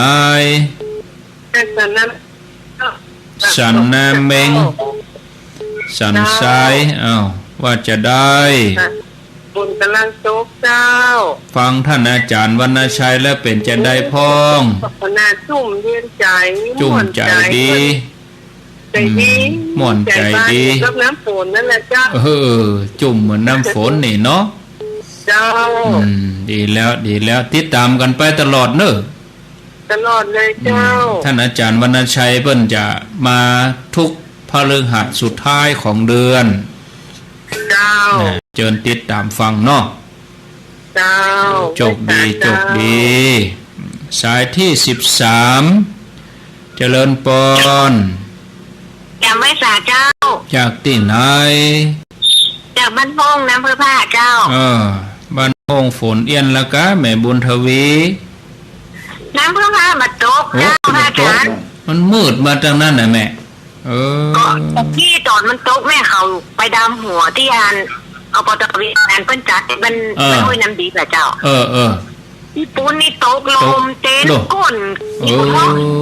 ก็น่ะตั้งดงฤาษีตั้งเนี่ยม่วงต้นนี่มีนะมันได้จะเกี่ยวไปทางปูนแต่หมอไปแม่เขามาถึงห้วยแห้งนี่มันมีสักน้อยมันมีเว้ยนั่นนี่อย่างนักผู้ว่าถึงบัดตกเนาะอ้อมไปเป็นยังลืมอันปีนจะใครก็ไปวางแล้วมีงานเนี่ยถูกจะใครตั้งปีนเลื่อนลืมถอนออกใครจะลืมมาออกแต่บอกว่าแจ้ยินดีเนอะเจ้ากับไม่จ่าเจ้าบุญทวีบ้านน้ำเภอพระบันหงสายที่14เจริญปอนเจ้าจากตังได้จะอันในเวียงอันตังดาสุเทพเนี่ยเจ้าติดหน่อยเจ้าใกล้หันแล้วเนาะเจ้าอยากจะให้เสนอแนะน้อยเจ้าเจิญอยากจะได้คือที่ท่านอาจารย์วรรณชัยเปิ้นอู้นี่มีสาระมีประโยชน์ดีนะเจ้าเปิ้นจะมีการพิมพ์เป็นเล่มน้อยๆเป็นสั้นๆอย่างอีกเจ้ามันมีแบบมันมีเลยพวกมาสดๆเนี่ยเหมือนก้อนกับด้นสดเลยอ่ะอันนี้อู้สดแบบอันนี้เลยเจ้าแม่นละเพราะว่าโยมอ่านอย่างหนังสือที่เป็นพิมพ์อย่างของพระสังฆราชองค์เก่าเนี่ยนะเจ้าแบบสั้นๆแบบข้อความสั้นแบบเป็นหนังสือเล่มน้อยๆเฮาให้อ่านเฮาพกไปที่ไหนก็ได้สะดวกเจ้าแล้วก็ได้อ่านตลอดเวลาบางทีเฮาลืมไปเฮาเปิดอ่านเฮาก็เข้าใจย้ำขึ้นเจ้าอยากจะให้เปิ้ลถ้ามีโครงการที่พิมพ์หนังสือเป็นเล่มน้อยๆพิมพ์อีกก็จะดีนะเจ้าเดี๋ยวลองคิดหาวิธีก่อนเนอะมันตัวเจ้าชนบทแม่ตำนาเขาเนี่ยศักยภาพบัดเติมคิดว่าจะดีมากมีประโยชน์มากเพราะเป็นหนังสือนี้มันเอาไว้อ่านได้แค่ที่นี่คนถ้ามันมีเครื่องมันมีอย่างก็มาได้อ่านซ้ำมาได้ฟังซ้ำอาจารย์จะพิมพ์คอมเนี่ยยังงมเอากับตัว2ตัวเนี่ยเจ้าขอบคุณยับฟังครับฟังครับฟังเนอะรับทราบรับข้อเสนอให้พิจารณาก็ยังว่าเนาะท่านอาจารย์เอามันภูทรนะแล้วนอกภูทรไปภูทรบางทีการเข้าถึงแม่การเข้าถึงเทคโนโลยีการเข้าถึงอะไรอย่างบางสิ่งบางอย่างบางทีก็ความเป็นอยู่ของเฮาก็บ่ค่อยเอื้ออำนวยหลายประการเนาะครับการลงมานี่ยังปดซอกคนขับรถจนอิดเนาะโอ้จัดอิดนะครับผมเอารับสายสุดท้ายเจริญปอนติดแล้วออกตัวดีเด้อท่านนะมันเอาความจริงเนาะตัวเจ้าชนบทจ่ายแล้ววันนี้ท่านวรรณชัยออกนะคนสอนทำเก่งเนาะให้จัดเทรนเนอร์ท่านวรรณชัยไม่จับเป็นนะจับเป็นติดตามตลอดนะจะเริ่มฟอนต์ได้ไหมเนอร์ตับอย่างอี้ กานี่นะไม่กาคนแซวเลยอย่างอีกาอ๋ออีกาเฮียวันไหนเราคือเจ้าจะรู้เจ้าวันเจ้าบางท่านมีคนจะใส่ม้วนแต่เจ้าวันนี้ดีมีสุสุดท้ายตัดแม่จันเพ็ญคำโปธาเอา15 สายพอดีครับท่านอาจารย์ต่อไปเราก็จะได้สนทนากันเนาะผมในสนทนากัน4:21 นาทีครับมีเวลาอยู่ด้วยกันแถม39นาทีก็เกิดประมาณ35เนาะทางเวลาเมื่อสถานีเปิดสักน้อยครับสายที่1น้องสีเจ๋งขับรถแดงบดนี้อยู่บนดอยสุเทพเปิดวิทยุไปโดยฝนบ่ปอนักเท่าใดไฟบ่ดับเฮาก็เลยได้ฟังวิทยุครับสายที่2อันนี้อยู่ปาลานสันทรายสายที่3เมืองเป้าเมืองเป้าไม่น้อยเนาะสายที่4บ้านห้องแม่สีพันบ้านห้องหลวงสายที่5สารปีชัยสถานครับสายที่6สันปะตองสายที่7แม่คือโดยสเก็ตสายที่8โดยสเก็ตป่าป้องอันนี้มีคำถามครับเดี๋ยวจะถามท่านอาจารย์นะได้ครับครับสายที่9แม่แฝกครับแม่แฝกนี่ก็โดยสเก็ตสายที่10หางดง11โรงพยาบาลลานา12สันนาเมงสันทราย13บ้านห้องน้ำเพื่อพระแม่บุญทวีตาออดสายที่14ยมอยู่ในเมืองเสนอแนะมาว่าน่าจะพิมพ์เนาะพิมพ์กรรมที่เขาอู้กันท่านอาจารย์บรรยายมาเนี่ยพิมพ์ไว้สั้นๆเอาไว้อ่านไว้อย่างก็รับฟังไว้นะครับรับฟังรับฟังข้อเสนอของโยมก็ดีมากนะโยมเสนอแนะมาก็ดีครับอาจารย์พิมพ์จ้างวะเรื่องเทคโนโลยีบอกเนี่ยมันเข้าบ่ถึงเนาะเข้าบ่ถึงตอนไหนถ้าบุกป่าฝ่าดงได้เขาบกเทียนเสียมยานปลูกป่านี่มาว่าโยมอย่าเอาต้นไม้มาฮื้อนื่อนิมนต์ท่านอาจารย์ปลูกป่านิมนต์บวชป่ามาอันนี้ถนัดนำป่าพี่น้องปกยอพัฒนาหันพัฒนานี่แสดงตนเป็นพุทธมมกะได้เนาะได้ครับโอ้ก็เอารับฟังไว้รับฟังไว้อย่าไปพิจารณาถ้ามีคนช่วยก็ดีนะถ้ามีคนช่วยก็ดีครับช่วยดีในพิมพ์ไว้เป็นน้อยก็ได้พระหนุ่มเน้นน้อยการที่เขาจ้างเขาเก่งครับสายสุดท้ายนี่ก็คืออันนี้แม่จันเพ็ญคำโปธาได้โทรศัพท์มาเป็นสายสุดท้ายมีคำถามโดยสเก็ตป่าป้องนี่ใส่เข้าพระใส่เข้าเจ้าตีใส่ตึงวันจะดีก็จะเป็นอะไรหยังบางพ่องก็มาตักมาบอกว่าโอ้ไปใส่อย่างตึงวันนี่ผมก็ได้อู้โยมปฏิกิริยาว่าเฮายังกินตึงวันหนึ่งใน3คาบก่อนนะเฮานี่นะบางทีเฮาใส่เข้าเจ้าตีละไว้ปุ๊บสินหน้าบุญไปเปลี่ยนเข้าปอหาช่องปองเนี่ย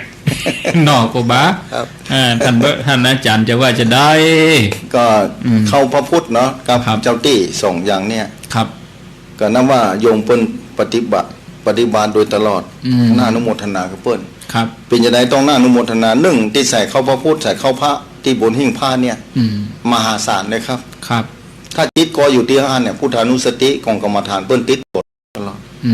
เจริญพระกรรมฐานตลอดเลยแม้แต่นึ่งเข้าเป่าไฟปุ๊บเนี่ยยังบัดตันสุกเนี่ยใจอยู่ที่บนหิ้งผ้าแล้ว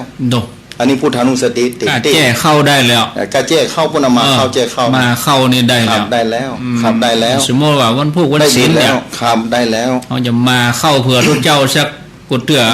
ลิดครับเขาจะมาลิดเกิงอย่าเพื่อใส่บาตรใส่บาตรครับอันนี้คือเจตนาบุพเพเจตนาเกิดขึ้นแล้วบุญมันได้ตั้งแต่นั่นแหละ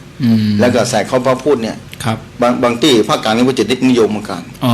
ครับจิตนิยมนักแล้วบางที่นี่เพิ่นอาจจะบ่มีครับบางที่มีคนถามเหมือนกันว่าพระพุทธเจ้าเพิ่นปรินิพพานไปแล้วเพิ่นจะมาฉันว่ะเพิ่นจะมาขีดมาฉันมาเสวยว่ามาฉันว่าอันนี้นี่เป็นคำถามจะตัวไปใส่หยังเพิ่นปรินิพพานไปหมดแล้วนั่นไปใส่อย่างบนหิ้งผ้าน่ะมีประโยชน์อันนี้เป็นพุทธานุสติเป็นที่ระลึกแม้พระองค์ท่านเพิ่นจะเสด็จเข้าสู่มหาปรินิพพานไปแล้วแต่ว่าเฮามาระลึกนึกถึงของพระองค์ท่านความดีมหาศาล มาสามารถที่จะอันอย่างจะมาเปรียบเทียบได้ลายโลกธาตุนี่มันแต่พุทธองค์เจ้าอันนะครับคือพุทธคุณเนี่ยหาประมาณบ่ได้พุทโธประมาณโนหาประมาณบ่ได้ครับเสร็จแล้วถ้าไผ่ถวายเข้าพระพุทธทุกเช้าเนี่ยจิตมันจะก้อนน่วงเหนียวอยู่กับกรรมฐาน40กล่องกล่องหนึ่งนี่คือพุทธานุสติกล่องที่1ในนั้นครับมี10อนุสติ10เนี่ยพุทธานุสติได้ทันทีเลยครับครับอ๋อได้เลยเวลาช่วยตามมาปุ๊บเอาละนึ่งเข้าเป่าไฟเอาใจอยู่บนหิ้งผ้าพวกนั้นอันนี้ก็อยู่ตลอดเวลายายคนนี้แม่คนนี้สุดยอดอนุสตินึ่งได้จากข้าวได้สาระของที่หมายไว้อย่างน้อยถ้าลืมหนูจะเอาไปกินละเพื่อแก่ซาเดลฉานก็ยังดีอยู่หนูกล้าไปหนูได้กินโพดไปเลยโพดหนูไปเลยพระเจ้ามาได้ฉานมาได้นี่แหละแต่จิตที่เป็นกุศลนะจิตตัวนี้เป็นของกุศลที่ยากแก่การที่จะทำขึ้นมาได้ครับแม้แต่ไปช่วยล้างช่วยอันนี้จานแบนเนี่ยถ้วยแบนจานแบนที่กำลังกินข้าวแล้วเนี่ยในห้วยในหนองหรือที่ก๊อกน้ำก็ได้เราเม็ดข้าวติดจานแบนอยู่สัก4-5 เม็ดเนี่ยถ้าจิตเฮาน้อมลงไปโอ้เม็ดข้าวติดอยู่2-3-4-5 เม็ดเนี่ยเอาคว้างลงไปให้เผื่อนกเผื่อหนูจะได้กินเผื่อแมงมดจะมากินได้อย่างนี้ส่งมากันได้แล้วประสานอย่างครับนี่บนหิ้งผ้าโอ้เป็นบุญluônนี่ครับเป็นบุญมาเขามาตั้งอีกแล้วเขาจะแล้วเจ้าตี้และเจ้าแหมเจ้าตี้เจ้าตี้ที่คุณว่าสองอย่างแต่เขาเจ้าตี้คือภูมิเทวดาบันทีนะสถานที่เนี่ยอันนี้คือภูมิเทวดาผู้หนึ่งจะมีก่อนเขามาจักเหรอครับภูมิเทวดานั่งเทวานั่งนี่นะเทวานั่งครับภูมิเทวดานี้สถานที่ของเปิ้นก็มีของเปิ้นอยู่แต่เราเลือกถึงอะไรเทวานุสติได้เทวตานุสติได้2นุสติครับได้2อย่างพุทธานุสติได้เทวตานุสติได้พ่อรู้เทวดาพ่อภูมิเจ้าที่เป็นเทวดาส่วนหนึ่งครับไม่ใช่ผีนะไม่ใช่นะอันนี้คือพ่อภูมิเจ้าที่เป็นเทวดาของเปิ้นเราเลือกถึงเทวดาคุณความดีของเทวดาครับใครจะเป็นเทวดาใดต้องมีธรรมะหิริความละอายแก่ใจโอตตปะความเก่งขวาถ้า2ข้อนี้ถ้ามีประจำใจสามารถไปเป็นเทวดาได้ทันทีเลยเทวดาธรรมครับเทวดาธรรมเนี่ยเทวตานุสติได้อนุสติ10 ประการครับได้2อย่างเลยครับพุทธานุสติเทวตานุสติอ๋อได้2แล้วเขาควรจะฟังเขาก่อนเวลาเขามาตักเนี่ยเรื่องคนมาตักนี่ว่าไปใส่นี่อย่างนี้อันนี้เป็นเอาจะต้องเข้าใจต้องนักแน่นว่าคนที่มานะเป็นอุปสรรคเป็นเครื่องกั้นหรือเขาก็ทำความดีเป็นทดสอบแน่นอนเลย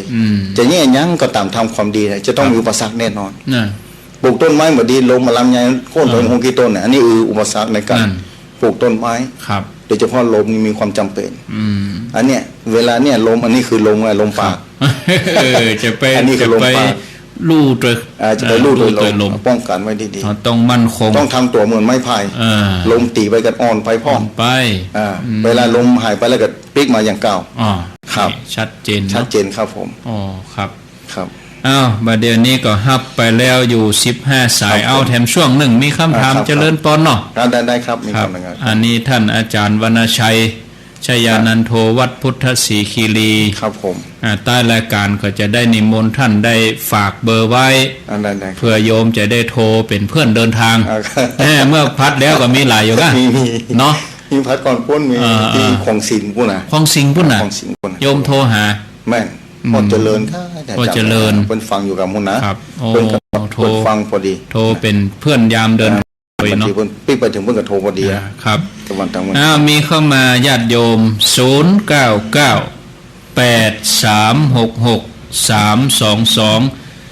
16:29 นาที4:29 รับสายเจริญปอนไว้สาครับจากดังได้อยู่สลับปีครับผมสลับปีเนาะอ๋อปูครับว่าจะได้อันนี้จะขอครูบาพูดเรื่องนั้นนิพพานนะครับเรื่องยังก็เรื่องนิพพานนะครับเรื่องนิพพานเนี่ยเรื่องแก้วอย่านิพพานเมืองแก้วอีกลองอธิบายกิจกรรมครับผมเดี๋ยวรอฟังในวิทยุเมืองแก้วนะครับรอฟังในวิทยุเนอะครับผมโมทนาสาธุเจริญปอนสายที่2 จ้าท่านพระครูแล้วก็พระอาจารย์มณชัยเนาะอาจารย์ปอนเนอร์อันนี้ดงฤาษีเนาะเจ้าฟังอยู่เจ้าโอ้แน่หันใจท่านพระอาจารย์นันมณชัยเนาะแก่ลงมานี่เสี่ยงอันตรายนักขนาดนั้นเนาะฝนตกห้ามแถมเนาะเจ้าโอ้โหแม่เพิ่นไปหลายเตือนแล้วก็โอ้หันใจเพิ่นโอ้มามีที่ไหนมามีไหนที่จะใจถึงขนาดโอ้ใจเป็นแน่นอนแต่เด็ดเดียวมุ่งมั่นอดทนยอดแต่ใจเพชรหรอใจเพชรใจเพชรแต่เจ้าไว้สาเจ้าเป็นคนสาธุเจริญพรสายที่3ติดแล้วเนอสายใหม่มาเป็นเจริญพรการนมัสการเจ้าจากดังได้หางดงกับมนหนองแก้วหางดงหนองแก้วว่าจะได้แม่จะมาตามได้ฟังพระอาจารย์รณชัยเสียงฟังกระจกแล้วไปที่ไหนมามันเป็นโฟนไปลมเนาะขนาดเถียอย่าเนาะเดี๋ยวนี้แดดใช่แล้วเหรอเดี๋ยวหลอดแดดจ้าเลยเจ้าแล้วก็เดี๋ยวนี้มันแย้งละแย้งแล้วเนาะพูดถึงว่าเขาฟังเนี่ยถ้าคนแหมอย่างเขาต้องแหมคนมันก่อนเสียงคนเกี่ยวคนแบบคนแหมใจเจ้าถึงว่าเราจะกินจะได้ยังต้องมาแหมคนถ้าพวกเขาแหมคนเราก็จะได้บาดอะไรเนาะคือคนที่ไปไปห้ามนี่คือคนที่บอกฟังนะกะแม่เฮาที่ฟังเฮานี่ซ้ำสนับสนุนกันกะเจ้าก็ใส่ตะวันพระเจ้าใส่ตะวันแล้วก็เอาฟังแล้วเขาปฏิบัติตามดีแล้วก็ดีแล้วก็โมทนาสาธุเจริญพรสายที่4ว่าสาเจ้าจากที่ไหนติดโทไม่ของบัญชีมาติดบัญชีติดแล้วเจ้าจากที่ไหนจากบ้านถวายแห่งดงเจ้าถวายฝนเอี้ยนแล้วก็ฝนตกมากขนาดเลยเจ้าเดี๋ยวนี้เนาะไม้ไปละเอี้ยนไปละเดี๋ยวนี้มันมีละเดี๋ยวนี้เอี้ยนละเมืองไปละเนาะเจ้าโอ้ท่านอาจารย์อาจารย์นี่เทศเป็นเรื่องเลยเป็นเรื่องกับฝนเอี้ยนเลยอ่ะเป่งไปเลยมันเข้าใจง่ายจังเนอะเจ้าเป่งอกเป่งใจแล้วท่านจะมาวันอย่างก็บอกทุกวันพัดสุดท้ายของเดือนวันพัดสุดท้ายของเดือนอย่างวันเนี้ยกะวันนี้วันพฤหัสสุดท้ายของเดือนว้าวมันเดินมาเที่ยวเดือนหน้าก็มาเตื้อที่ท่านอยู่อันวัดขุนแปะอีกที่ไหนวะคนอยู่บนทำตองบนกะบนขุนแปะปะกะวัดพุทธศรีคีรีพุทธศรีคีรีบ้านแปะบนทำตองบนแถมก่อนทำตองไปก่อนขนาดเนาะโอ้10 กว่าโล16 กิโล16 กิโลตั้งที่อันโครงการหลวงพวกกระจอกดังพวกกันมาถึงโครงการหลวงมาถึงดีเต้าการโหดหัวไปเขาไปหันดึงหันเจดีเลยเจดีตั้งแต่งานเลยประเดี๋ยวเรายังไปหมดนะเดี๋ยวนี้เปิ้นโดยเจ้าว่าเจ้าของไว้แต่หนาบอลนั่นเหรอไปเหตุกรรมกะประเดี๋ยวนี้ถนนดีแล้วสบายมากมาอ้อนยังเหมือนดีเที่ยเดียวท่านเห็นดีแล้วต้องมาแหมสักเกินเดือนก็มาเอาซามาตัวแหวเก็บเห็ดให้นับเดี๋ยวเนาะโอ้เป็นเลิกอะก้อนโขนเอาหอมแดงมันก็เป็นกระสอบดีแล้วโมทนาเดี๋ยวดีใจวันน่าใจอ่ะเจ้าอยู่ดีมีสุขเนอสาธุเจริญพรสายที่5เจ้าไหว้สาเจ้าท่านพระครูโยมไปถึงบ้านโยมยังกราบไหว้ยกมือไหว้ตั้งแต่ปากตูบ้านใช่ไหมโอ้เริ่มเลยนี่แล้วอยู่ไหนอยู่ไหนแม่เสียงยังหายไปติ๊กอ๋อไม่ไหนฮะโยมโหลสวัสดีไม่ไหนอ่ะอู้ดังแฮมน้อยกาอีกาอยู่ไหนโรงพยาบาลนานมาจะมันนึกว่าคิดดีมันดีหรอนะกูอ้ำอย่างใดยินดีนะ เจ้า โมทนาเอากดรอบเดียวเอากะเอา2 รอบมันคนอื่น ปั่นตากันเจริญพรอันนี้ก็ว่าเมาฟังวิทยุโยมเวลาโทรมาจะต้องปิดวิทยุท่านใดมีข้อมูลเกี่ยวกับการขึ้นดอยสุเทพวันที่29ก็โทรศัพท์มาก็ได้เนอะโทรศัพท์มาบอกก็ได้เปิ้นมีรถรับส่งที่ไหนเวลาใดนะเพราะแต่กี้เปิ้นฝากข้อความมาแจ้งว่าเจิญฟังเตะโตลุ่ง29 เมษาที่บนวัดพระธาตุเจ้าดอยสุเทพ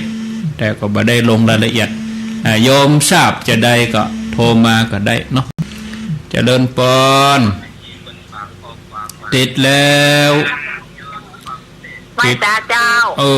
อีกาแจ๋วดี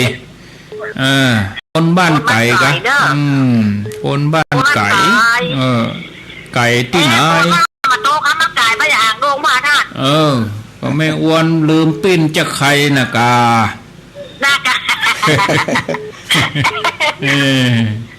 เป็นอย่างอดเอาเดี๋ยวจึงได้ตาเฮาแล้วป้าโอ้ก็เรื่องมืดแปะมืดว่าก็เรื่องมืดโดดข้ามไปงัว4 ตัวจะจนกันมาจนน่ะวะไปคนที่เนาะอาจารย์จะขึ้นบนดอยอยู่กะขึ้นอยู่ติ๊กอยู่เนาะติ๊กอยู่ไหมโอ้เพิ่นจะติ๊กอยู่นะจะกลับอยู่อ่ะจำบนพุ่นสบายแล้วเนาะบนดอยเนาะสบายฝนลง35แล้วแม่โดโอ้เย็นแล้วเนาะเย็นแล้วโอ้แม่กามาแล้ววางใจมาแล้วแม่กาแปมมาแล้วจ้าแม่กาแปมมาแล้วไม่ได้จะไปแม่กาแล้วไม่ได้จ้าของว่าของกินเนาะธรรมชาติดิธรรมชาติเนาะเจริญพรไม่สาเจ้าจากที่ไหนลูกแก้สีมะลามจ้าสีมะลามกะจ้าสีมะลามว่าจะได้ฟังกระตังป่ายไปได้มาตั้งหนองมาเป็นยังโอกาสหน้าก็ว่ากันแถมถ้ามี Facebook ก็ฟังย้อนหลังได้เนาะฟังพอย้อนหลังได้ละอ่อนเขาแปลงเฮ้อเนาะสีมารามฝนมีก็ฝนมีน้อยเดียวจ้ะน้อยเดียวจ้ะมีน้อยเดียวมีเดี๋ยวนี้เป่งแล้วก็แจ้งแล้วก็จ้ะกายเลยฮ้อนเนาะฮ้อนเป็นอย่างอดเอาฮ้อนกายแต่จะไปฮ้อนใจเจ้ามาฮ้อนเจ้าขอบคุณเนอสายที่8เจริญพรเอาเหี่ย10 สายเนาะจากที่ไหนจากปงสนุกตุ้งเซลเจ้าโอ้กับไว้ตาเจ้าปงสนุกนี่มีฝนมีก็เจ้ามีน้อยเดียวน่าจะได้ฟังตนตายเพราะฟ้าห้องนะเจ้าห้องก็เลยปิดเถียอ่ะเจ้าเดี๋ยวนี้เนาะเรื่องฟ้าแม่โดยน้ำมัสการในกล่องเลยเจ้าเดี๋ยวนี้มีอยู่ก่อนเจ้าแดดแล้วบอกถ้ามีปัญหาจะทานจะก้านก็ท่านว่าก่อนน่าจะได้โยถ้าปัญหาบัญญัตินะลองว่ามาว่าก้อยเจ้าหวานเจ้าทำลาเนาะเวลาเขาง่วงนี่นะเขาจะดูย่าเขาคนไอตัวเขาเนาะแล้วเจ้าหอนมันอยู่จุดคล้ายๆกันมันจะมืดหมดอ่ะแล้วก็มันจะมัวออกมาไม่ใช่ว่าอย่างกล้วยอย่างจันแบนนะที่หอนหน้าเขาอยู่ไหนอาจารย์ไม่จะเป็นอะไรอาจารย์แม่นั่งสมาธิกะเจ้านั่งสมาธิถึงข้ามถึงเจ้าถึงข้ามถึงเจ้าเดี๋ยวรอฟังได้สัก4 สายนี่นะแต่ก่อนนี้มาได้ปฏิบัติก็หลังยังน้อยไปเลยนี่ปฏิบัติได้4 สายแล้วเดี๋ยวนี้ก็ยังมีอยู่ก่อตัวนี้ยังมีอยู่ก่อมีเจ้านั่งเมินก่อถึงจะปรากฏประมาณ9 กว่านาทีนะเจ้านาทีแล้วสะดุ้งกะสะดุ้งกะพอถึงเวลาไม่อย่างก็เฮาง่วงไปอย่างเฮาก็จะดุ้งอย่างที่ว่าเฮาเมาลับยาเนาะแล้วสะดุ้งวับยาเนาะสะดุ้งวับอย่าแล้วเขาตั้งใจแหมเขารู้ว่ากินเขารู้ว่าร่างกายเขาอะไรแต่มันมืดอย่าแล้วก็มันก็ป่วยแต่ว่าเอาน้ำมาคล้ายอย่างจานแบนแล้วจะหอนหน้าอยู่หน่อยฮะเนี่ยแต่ว่ามันจะเป็นอย่างไรเดี๋ยวรอฟังเนาะสายที่9เจริญพร ปิดวิทยุก่อนเนาะเจ้าฟังเจ้าค่ะแม่ทองอยู่ก็แม่ทองอยู่เนาะฟังอยู่ทุกวันทุกเวลาทุกช่วงทุกวันทุกเวลาแต่บ่นำได้โทรบ่ได้เป็นยังมาอยู่กับ96เนี่ยโอ้ดีแล้วเจ้าค่ะขอบคุณเนอะเจ้าค่ะสายที่10เจริญปอนติดแล้วไม่แตกเจ้าติดแล้วใจดีติดแล้วก็เป็นเกินชั่วโมงค่ะติดแล้วเพียรพยายามเอากาไปแต่โทรแล้วก็มันบัดติดมันบัดตัดไปเนี่ยเจ้าติดแล้วอยู่ตรงใดใจดีเป็นบุญแบบนั้นเด้ออยู่ที่ไหนอยู่แต่แปรเนี่ยเจ้าแต่แปรเจ้าอยู่ในเมืองเนี่ยกะเป็นคนดั้งเดิมกะคนดั้งเดิมเชียงใหม่ฮั่นกะคนจะแต้อยู่สันปะตองเจ้าสันปะตองแล้วก็ย้ายไปอยู่พุ่นบนล่ะเจ้ามาอยู่เรียนมาแต่งงานแล้วก็เปิดร้านเย็บผ้าอยู่นี่ได้จะเป็น10 ปีแล้วเจ้าบนนักแกฟังกันตั้งวันเนาะแล้วก็ถ้าพระครูเจ้าบอกคือเปิ้นเนิร์ที่เปิ้นจะไปอันบนดอยจะมาขึ้นรถที่วัดอินทขีนี่นะเจ้าขึ้นเวลาใด4 โมงแรงนะเจ้าลุงนายพุทธิชาติเปิ้นจะจัดอันกะบอกอีกะบอกอีกะ4 โมงแรงเนาะแล้วขาปิ๊กเนาะวัดอินทขีนี่นะเจ้าขาปิ๊กจะมาส่งกอ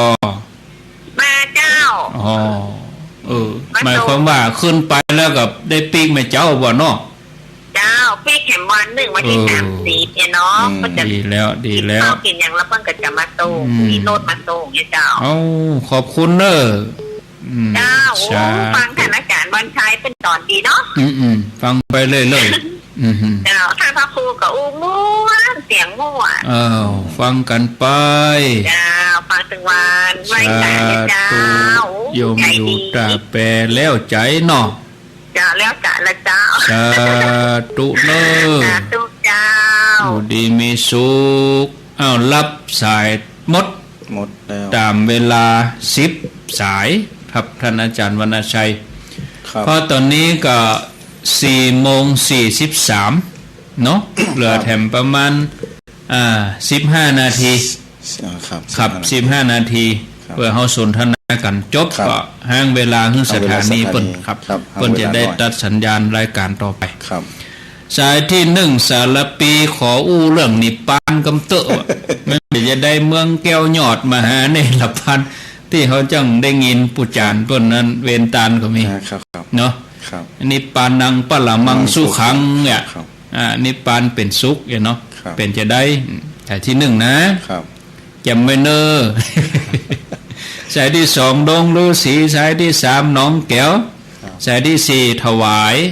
หางดงสายที่5โรงพยาบาลรันนาสายที่6แม่อวนดอยลออู้ไปกับแม่ก้าเป้มมาแล้วเตรียมคนน้ำคนแรงเนาะคนแรงแล้วบรรยากาศบ้านเฮามีหรอไม่ธรรมชาติของคนเป้มมาแล้วครับมาถึงบ้านนะเซเว่นโลนี่เซเว่นขึ้นที่โลสมัยก่อนนี้การแบบนี้บ่มีนะมีสตังค์บ่ได้จะต้องไปซ่อหากินซ่อซื้อยากเดี๋ยวนี้มีสปาดูหัวคันใดถึงคันใดเลยคันใดมีสตังค์จะกินอะไรยังมันมียังกินโดยหล่อสีมารามปงสนุกตุ้งเซลถามเรื่องการปฏิบัติเรื่องภาวนาแล้วก็สายที่9กับแม่ทองอยู่สายที่10สุดท้ายนี้ตาแปรขอบคุณแม่ด้วยเนาะขอบคุณนะแม่นะครับอยู่สันปะตองไปอยู่ปุ่นเนาะไปเปิดร้านอยู่ตาแปรไปใจชีวิตในเมืองฟังวิทยุก็นึกบรรยากาศจังบ้านเฮาตัวเจ้าชนบทอู้ขันตัวเจ้าชนบทภูธรอู้เจ้าภูธรก็โยมแม่ได้บอกว่าภัยจะขึ้นดอยสุเทพครับวันที่29นี่นะครับ4 โมงแรง4 โมงแรงคือ16 นาฬิกาจุกันที่3 กษัตริย์วัดอินทขินสะดือเมือง4 โมงบ่าย4 โมงไปฟังธรรมโต้รุ่งนี่นะโต้รุ่งกะนี่ สุดย ถ้า อด ง่วงก็รับก็ตื่นมาฟังแหลม ฟังแถม น่าสนใจ เก็บเต็มๆเลยเนี่ย เปิ้นอาจจะถ่ายทอด แม่น ทางวิทยุโดยก็ได้ โอกาส บัดนี้ ถ่ายทอดแม่น เขาก็อยู่ที่บ้านทำสะดวกขึ้นอาตมาว่าถ้าปอจะไปได้นะ ไปเนาะ เนาะอาจารย์เนาะน่าจะไปนะ อย่างน้อยได้ไปกับไว้สาพระธาตุเจดีย์ โอ้เขา พระ ก็ ธาตุ นั่ง เจ้า หั่นกัน แม่นั่งหั่นกัน บางคนนี่เป็นคนเชียงใหม่ไม่ได้ขึ้นดอยสำเตียน โอ้มีเหมือนกันนะ เอาไปธรรมดาวิ่งเมื่อวันคนก็หลาย นะ เนาะ แม่ เอาไปเมื่อแรงไปเมื่อคืน คันนี้จะน้อยลงแล้ว เป็นเวลาของเขาแท้ๆหรอ โอ้เป็นเวลาได้ เอาโฮมเขา โอ้สบาย เอาบักกำไปตุ้ย มันนับ เนาะ ไป นับ แม่ บักกำไปฟังทำไปนี่นะ ก็เก็บไป ม่วนเน้อนี่เนาะ ม่วนเด้อถ้า โอ้เก็บเครื่องนอนไปตุ้ย แม่น ผ้าตวบผ้าห่มถุงเท้าถุงมือ ถ้า หมวก ไว้ หมอน พักผ่อนก่อน นั่นน่ะ ลุกขึ้นมาไปฟังแถม ฟังท ฟังธรรมแถม ำน่าบุญเน้อ บุญ เจิญ ในวันจันทร์ 4 โมงแรง 4 โมงแรงวัน ตี ที่ วัดอินท 29 ขิน เนาะ เสาเก้า ครับ4 โมงแรง ขอบคุณโยมแม่ตาแปรตัว โมนาเนอร์เด็ด มา สนันที ต่อไปมาเรื่องของคำถาม ครับ เรื่องนิพพาน ครับ นิพพานนี่เป็นจะได้มาหาเมืองนิพพานเมืองแก้วเนี่ย ครับ เมืองแก้วเพิ่นจะได้ว่าเอาเมืองแก้วนิพพาน มันแก้วนี่แก้วมันสว่างสวายนะครับเนาะ ครับ สว่างสวาย อืม พูดถึงนิพพานนี่เวลาเราทำบุญนะครับเนาะ ครับ นิพพานังปรมังสุขัง จังมีจังได้ยิน สาธุโอกาสะโอทนะเป็นที่ปาตังตานังนิพพานัง ปานัง ปรมังสุขังคือว่าการของตานของข้าพเจ้านี้ ครับ คือเป็นแนวตังกับเข้าไปสู่นิพพาน เวลาเฮาหยาดน้ำก็เหมือนกันหรอ แม่น อีตังตานะกัมมังนิพพานะปัจจยโยหนตุโนนิจจังเนี่ย อีตังตานากัมมังการคือตานของข้าพเจ้านี้เป็นปัจจัยไปสู่พระนิพพาน นาน อีตังศีลกัมมัง อืม นะนิพพานะปัจจโยเนี่ยเป็นปัจจัยเข้าไปสู่ขอการรักษาศีลของข้าพเจ้า ครับ ก็คือเป็นปัจจัยเข้าไปสู่นิพพาน ครับ เมืองแก้วที่บอกเป็นว่าตะกี้ ครับมันเป็นจะได้เปิ้นเป็นจะได้เป็นที่อยู่ที่หยังก็จะได้ เป็นนิพพานนี่คือที่บ่ต้องไปเกิดบ่ต้องแก่บ่ต้องเจ็บบ่ต้องตาย เป็นนิพพานเป็นอมตะ ครับ เป็นอมตะบ่มีอย่างสัก บ่ อ ได้ ย่าง บ่ได้ปีกมาแล้วเนาะ คือบ่ไปบ่มาแล้ว ไม่ไปไม่มาอยู่เหนือสมุติบัญญัติหมด ครับ เหนือสมุติบัญญัติบ่ไปบ่มา อืม บ่แก่บ่เฒ่าบ่หนุ่มบ่มีหนุ่มบ่มีแก่เฒ่า อืม จิตมันจะอยู่ผ่องใสอยู่แบบนั้น อันนี้ ครับ คือเส้นทางที่พ้นทุกข์ อืม วัฏสงสารนี่ยาว11ภพภูมิเนี่ย อืม ยากนักหนาที่จะเข้าไปสู่จุดนี้ได้ ครับ พุทธองค์มาตรัสรู้เนี่ยอย่างองค์ปัจจุบันนี้องค์ที่กับมหาภัทรกัปนี้ ครับ 16เสียทรงไข่แสนมหากัป อืม อันนี้ถือว่าปัญญาธิกะ ครับ เสียทรงไข่แสนมหากัปนี้ออกปากว่าต้องการเป็นโพธิญาณต้องการค้นพบเส้นทางนี้ที่จะเข้าสู่นิพพานนะเข้าสู่นิพพานแดนนี้เป็นแดนที่อมตะ ครับ ถ้าเข้าไปแล้วเป็นเส้นทางที่มีสุขอนันตการสุขคือสุขเป็นญาณนะ จะไปได้อย่างไรครับ การไปได้คือต้อง วิธี วิธีการเข้าไปแดนนี้ ครับ ต้องเข้าสู่มรรคมีองค์แปด อ๋อ มรรคมีองค์แปดคืออริยสัจสี่นะครับอาจารย์ ครั ท บ พครู ครับ หนึ่งทุกสมุทัยนิโรธมรรค ครับ ทุกสมุทัยนิโรธมรรคเนี่ย ครับ มรรคมีองค์แปดเนี่ยก็ต้องระวังตรงวันเนี่ยการฮืดตันก็ดีห้าษาศีลก็ดีภาวนาก็ดีก็ต้องการเข้าไปสู่เส้นทางนี้ และต้องการไปสู่จุดหมายคือนิพพาน อืม ก็ต้องมาเวียนว่ายแต่เกิด ถ้าเข้าไปจุดนี้ปุ๊บเนี่ยข้าม31ภพภูมินะครับ นับอัมบายภูมิสี่ ครับ นะแล้วมนุษย์หนึ่ง อืม เป็น5แล้วเนาะ ครับ สวรรค์6จาน ครับ เป็น11ละ 11ครับแล้วก็พรหมเสาจาน ครับ เป็น31แล้ว ครับ ครับ31ภพภูมิ แต่นิพพานนี่อยู่สูง นิพพานนี่อยู่เหนือจากเหล่านี้ อ๋ แหละ อเหนือภพภูมิหมู่ เหนื นี้ อภพภูมิ31ภพภู เหนื มิ อ31ภูมินี่ ค เล รั ย บ31ภพภูมินี่อันนี้คือนิพพาน อืม ครับนิพพานนี่คือมันต้องมาเวียนอยู่ใน31ภพภูมินี้แล้ว ครับ ไปแล้ว อ๋อ พุทธเจ้าแต่ละองค์มาตรัสรู้เนี่ยโอ้หรือสัตว์โลกหรือคนที่มีบารมีแล้ว อย่างท่านผู้ฟังตรงวันนี้ที่ฟังธรรมเนี่ยฟังวิทยุก็ดี ไปวัดก็ดี เข้าพรรษาไปนอนวัดก็ดี อันนี้เป็นแนวทางที่จะแปลง แต่ง ส ห้ เปา องไว้ แปลงสเปาของตัวเก่า อ๋อ ที่จะข้ามทะเลแห่งวัฏสงสาร ครับ